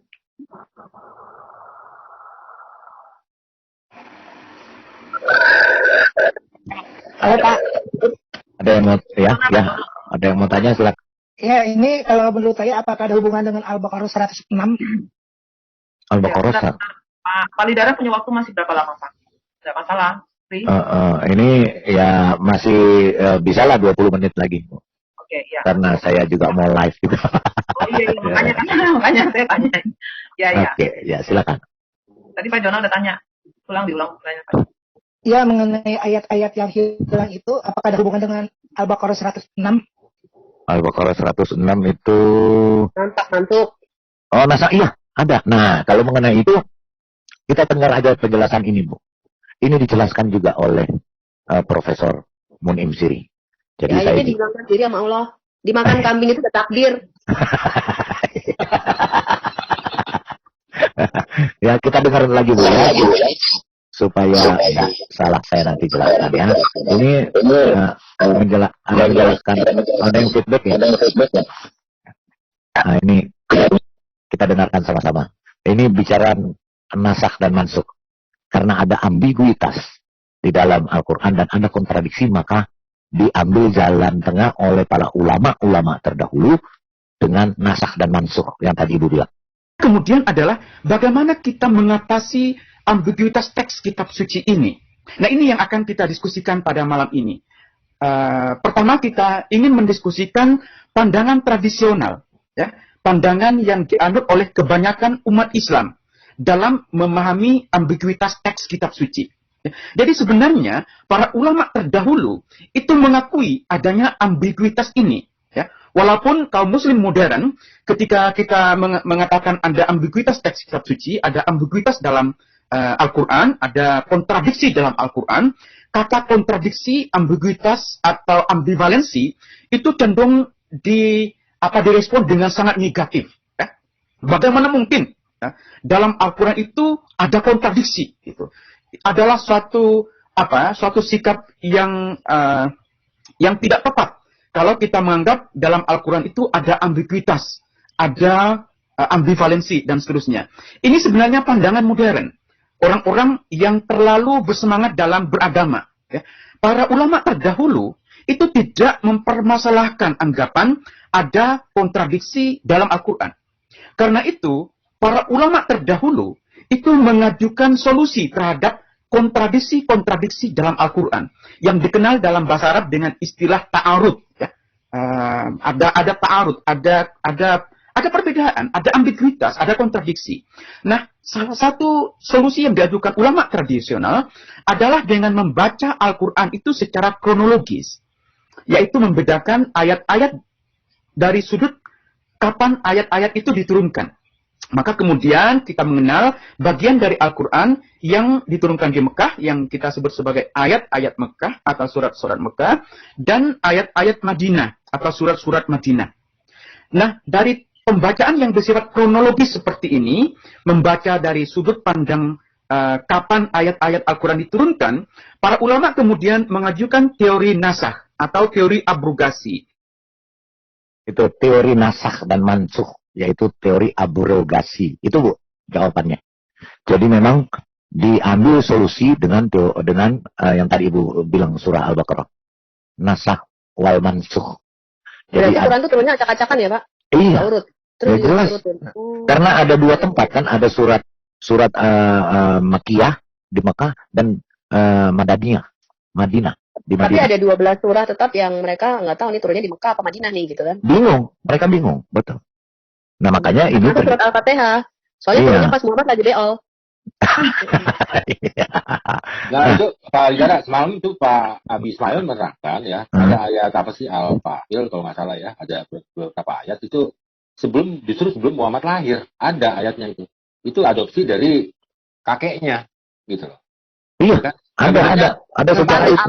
Surat gajah. Ya, surat gajah. Itu masuk di Al-Quran. Al-Fil, ya surat surat gajah. Ini, Ya. ini sebenarnya yang mau kita sinkronisasi. Apakah seluruh daripada kitab Al-Quran itu memang startnya daripada Muhammad waktu diberi wahyu oleh Jibril, atau memang sebelumnya udah ada gitu loh. Ini yang mesti kita cari benang merahnya sebenarnya.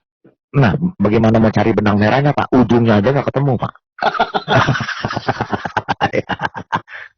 Ketika kita tanya Bu Sofi yang kita sudah diskusi sama mereka, ketika kita bertanya tentang itu Pak, mentok-tok-tok. Mereka nggak bisa. Karena bukan kitab sejarah. Aku baca apa ya? Aku baca tapi belum aku ini. Jadi kakeknya itu juga punya tanda-tanda kenabian teman-teman. Apa ya teman aku baca? Makanya kalau nggak langsung ini jadi lupa deh aku baca. Ada di Sirah Nabawiyah kalau nggak salah. Jadi kakeknya juga punya tanda-tanda nabi. Yang kakek juga sih aku udah screenshot. Itu kayaknya yang kemarin dibilangin sama Abi Ismail deh Bu, Sirah Nabawiyah Bu, yang soal Ka'bah itu, karena didudukin sama Abraha itu.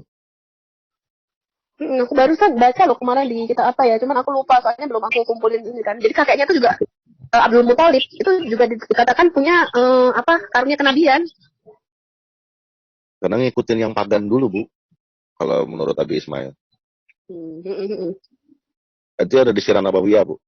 Iya, itu ada di Sirah Nabawiyah. Cuma saya nggak tahu berapa, lupa saya juga Sirah Nabawiyahnya.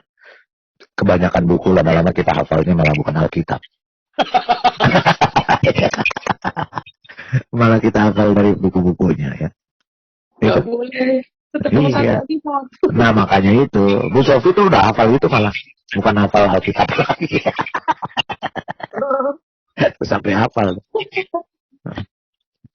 Jadi memang begitu ya. Jadi intinya beginilah. Nah, ketika berbicara mengenai kronologis atau historikal daripada Al-Quran, kita seperti ngumpulin puzzle. Ya, yang satu dari sana, satu dari sini, satu dari sana. Ketika dicocokin juga nggak cocok. Maksudnya gitu. Ya, memang agak susah. Makanya kita cuma panduannya ada Sirah Nabawiyah. Kemudian banyak bukunya, ada tafsir, ada buku Muhammad, kehidupan Muhammad. Kemudian sejarah penulisan Al-Quran itu sendiri banyak. Nah itu ketika kita copot-copot satu-satu ini kan ya nggak ketemu juga. Karena apa? Karena tidak punya basic sejarahnya. Kalau Alkitab Kalau Alkitab kita tanya, oh ada ini ya feedback. Kalau Alkitab ketika ditanya tentang, oke, ini coba jelaskan tentang ini manuskrip ini P52, P51, kita bisa cari dan kita bisa buktikan dan kita bisa bandingkan. Oh ini daripada Codex Sinaiticus, oh kita bisa buka Codex Sinaiticus. Oh dari Codex ini dari Dead Sea Scroll. Surah-surahnya apa ini itu bisa kita nanya ya Palidara, ayat ini nggak ada di sini. Nah kita bisa buktikan ternyata ada di manuskrip ini. Karena Alkitab itu memang direkonstruksi dari manuskrip-manuskrip yang ada, itu bisa kita buktikan semua gitu loh. Iya. Ya ayat yang dalam kurung yang diragukan pun itu pun Alkitab jujur gitu ya. Kita dengan jujur mengatakan oh ayat ini ada di manuskrip ini, manuskrip yang ditua nggak ada misalnya gitu ya. Iya. Itu kita jujur. Tapi kalau Quran nggak bisa ditelusuri orang di dadaku.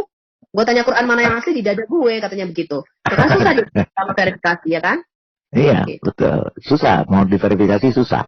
Tapi kalau ketika kita ditanya tentang oh ini kok surat Matius 28 ayat 16 kok nggak ada di Alkitab ya, di King James Version nggak ada. Terus di sini nggak ada di Codex Sinaiticus nggak ada, di Codex Vaticanus tidak ada. Tapi di Codex Leningrad Codex ini dan di penemuan Laut Mati ada. Berarti kodeks-kodeks ini kan juga tidak sempurna waktu ditemukan. Tapi beruntungnya kalau Alkitab itu ada pengamannya, ada lapisan-lapisannya. Jadi kalau tidak ada di sini, ditemukan di sini, dan ketika dicocokkan, cocok, pas. Karena apa? Karena dimakan zaman, kan gitu. Contoh, di Dead Sea Scroll. Dead Sea Scroll itu kan diketemukan semua ayat Alkitab dari ini. Cuma satu yang belum diketemukan, yaitu kitab Esther. Nah, kemudian ditanyakan, berarti kitab Esther yang ada di Alkitab itu tambahan dong, palsu dong? Enggak. Ternyata di kodeks-kodeks yang lain ada, dan kemarin juga baru ditemukan kitab Esthernya bersama-sama dengan makam Mordekai. Jadi luar biasa kalau Alkitab mampu untuk dibuktikan. Kalau Quran nggak bisa ya Palidara? Nggak bisa. Nggak ada. Nggak ada. Itu berdasarkan murni hafalan teman-teman. Iya. Yang mereka punya ini sekarang tahun 1924 itu murni hafalan Imam Hafs. Manuskripnya nggak ada, berdasarkan hafalan dari Hafs berdasarkan hafalan dari bapaknya. Jadi hafalan turun-temurun gitu loh. Iya, Wars ya, dari Wars, dari Hafs. Pembacaan itu dia tuh dihafalkan gitu. Asim, manuskripnya nggak ada, manuskrip Utsmannya nggak ada. Iya. Gitu, manuskrip Muhammad ada. Apalagi Quran yang turun pada malam Lailatul Qadar, tambah nggak ada pula. Betul. Ya, jadi pusing ya. Kalau kita ketika ditanya seperti ini ya, ketika kita ditanya, oh ini kok nggak ada di sini. Nah, kita bisa tampilkan seperti ini. Ya, saya bisa tampilkan seperti ini. Tinggal kita buka. Ya, sebentar. Ketika ditanya, saya bisa tampilkan seperti ini. Sebentar, di mana ininya ya? Oke, ini. Nah, saya bisa tampilkan gini, Bu Sofi. Nah, kita tinggal cari. Ini Codex Sinaiticus. Iya kan? Kita mau cari apa? Genesis, book Genesis, ya, dari kitab Kejadian sampai kitab Revelation, Barnabas, ada semua. Ya. Kita mau cari umpamanya Wahyu, Matius, ya. Kita tinggal buka di sini. Matius berapa? Matius chapter. Nah, ini kodeksnya. Matius 28 umpamanya. Ini 28. Ayat berapa? Ya, ayat berapa kita buka? Ayat 1, ayat 2. Akan kebuka. Nah, ini bukti kodeksnya, gitu. Iya kan, Bu? Nah, ini kita bisa baca. Ini bahasa Inggrisnya, ini bahasa Yunaninya.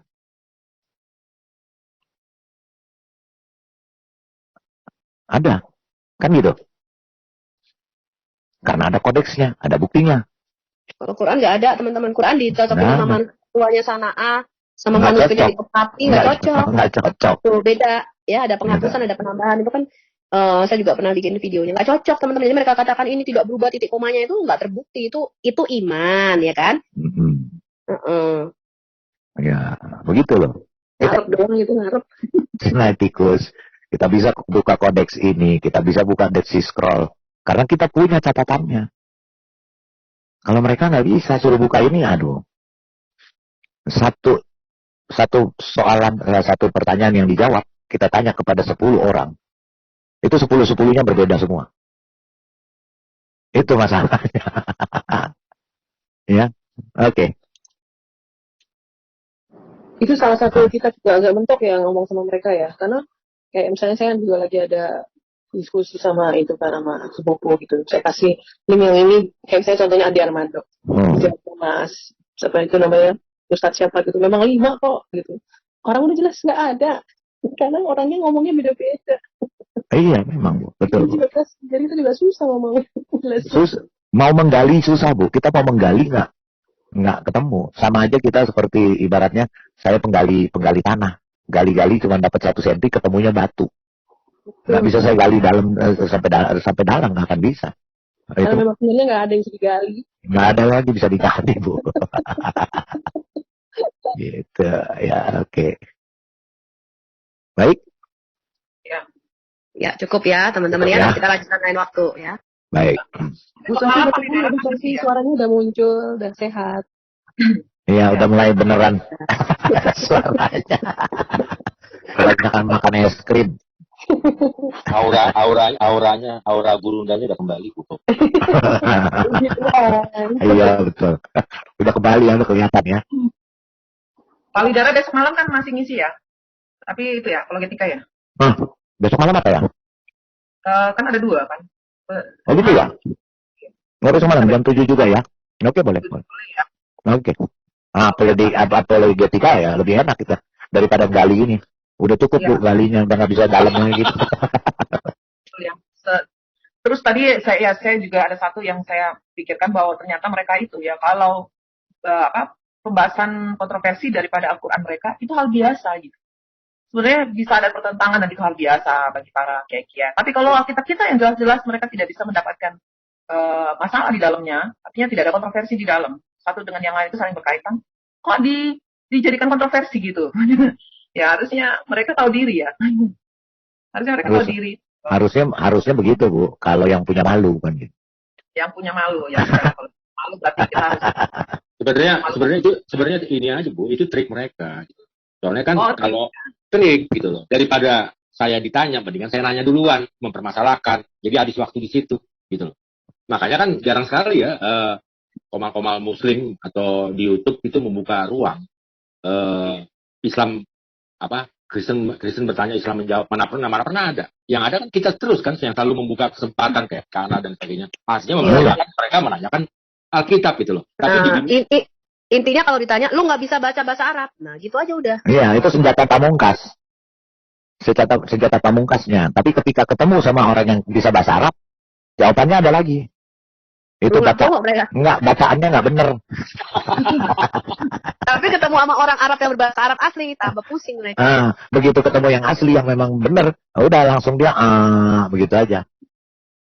Ya, memang begitu ya. Oke. Siap. Closing statement atau itu tadi udah? Closing statement sekaligus juga validasi. Oke, ya jadi closing statement saya untuk kita ya umat Kristen ya, kita berhati-hatilah melihat juga bagaimana, dan kita diajarkan untuk kritis. Karena apa? Alkitab juga mengajarkan ujilah. Tuhan mengatakan ujilah aku. Tuhan saja berani diuji. Ujilah setiap roh dan ujilah diri kita sendiri. Supaya apa? Supaya kita bisa melihat yang mana yang benar dan yang mana yang salah. Yang mana yang tidak berasal dari Tuhan dan mana yang berasal dari Tuhan. Dan jangan lupa juga, ya seperti Bu Sofi sering bilang juga ya, bahwa di kita juga ada pengajar-pengajar yang palsu. Ada pengajar-pengajar yang, apalagi di mereka. Contoh seperti Kainama tadi dikatakan. Berapa kali saya ini, dia tidak pernah berani membuka link. Karena apa? Ketika dia buka link, justru dia akan membongkar kebohongannya dia. Gitu. Jadi dia tidak akan berani. Nah itu pesan saya sih, closing statement saya itulah, tetap baca Alkitab, tetap berpegang kepada Tuhan Yesus, jangan perhatikan semua, boleh dengar, silakan. Apa yang memang bisa diterima, bisa diambil, yang tidak bisa diterima jangan. Itu saja. Tuhan Yesus berkati.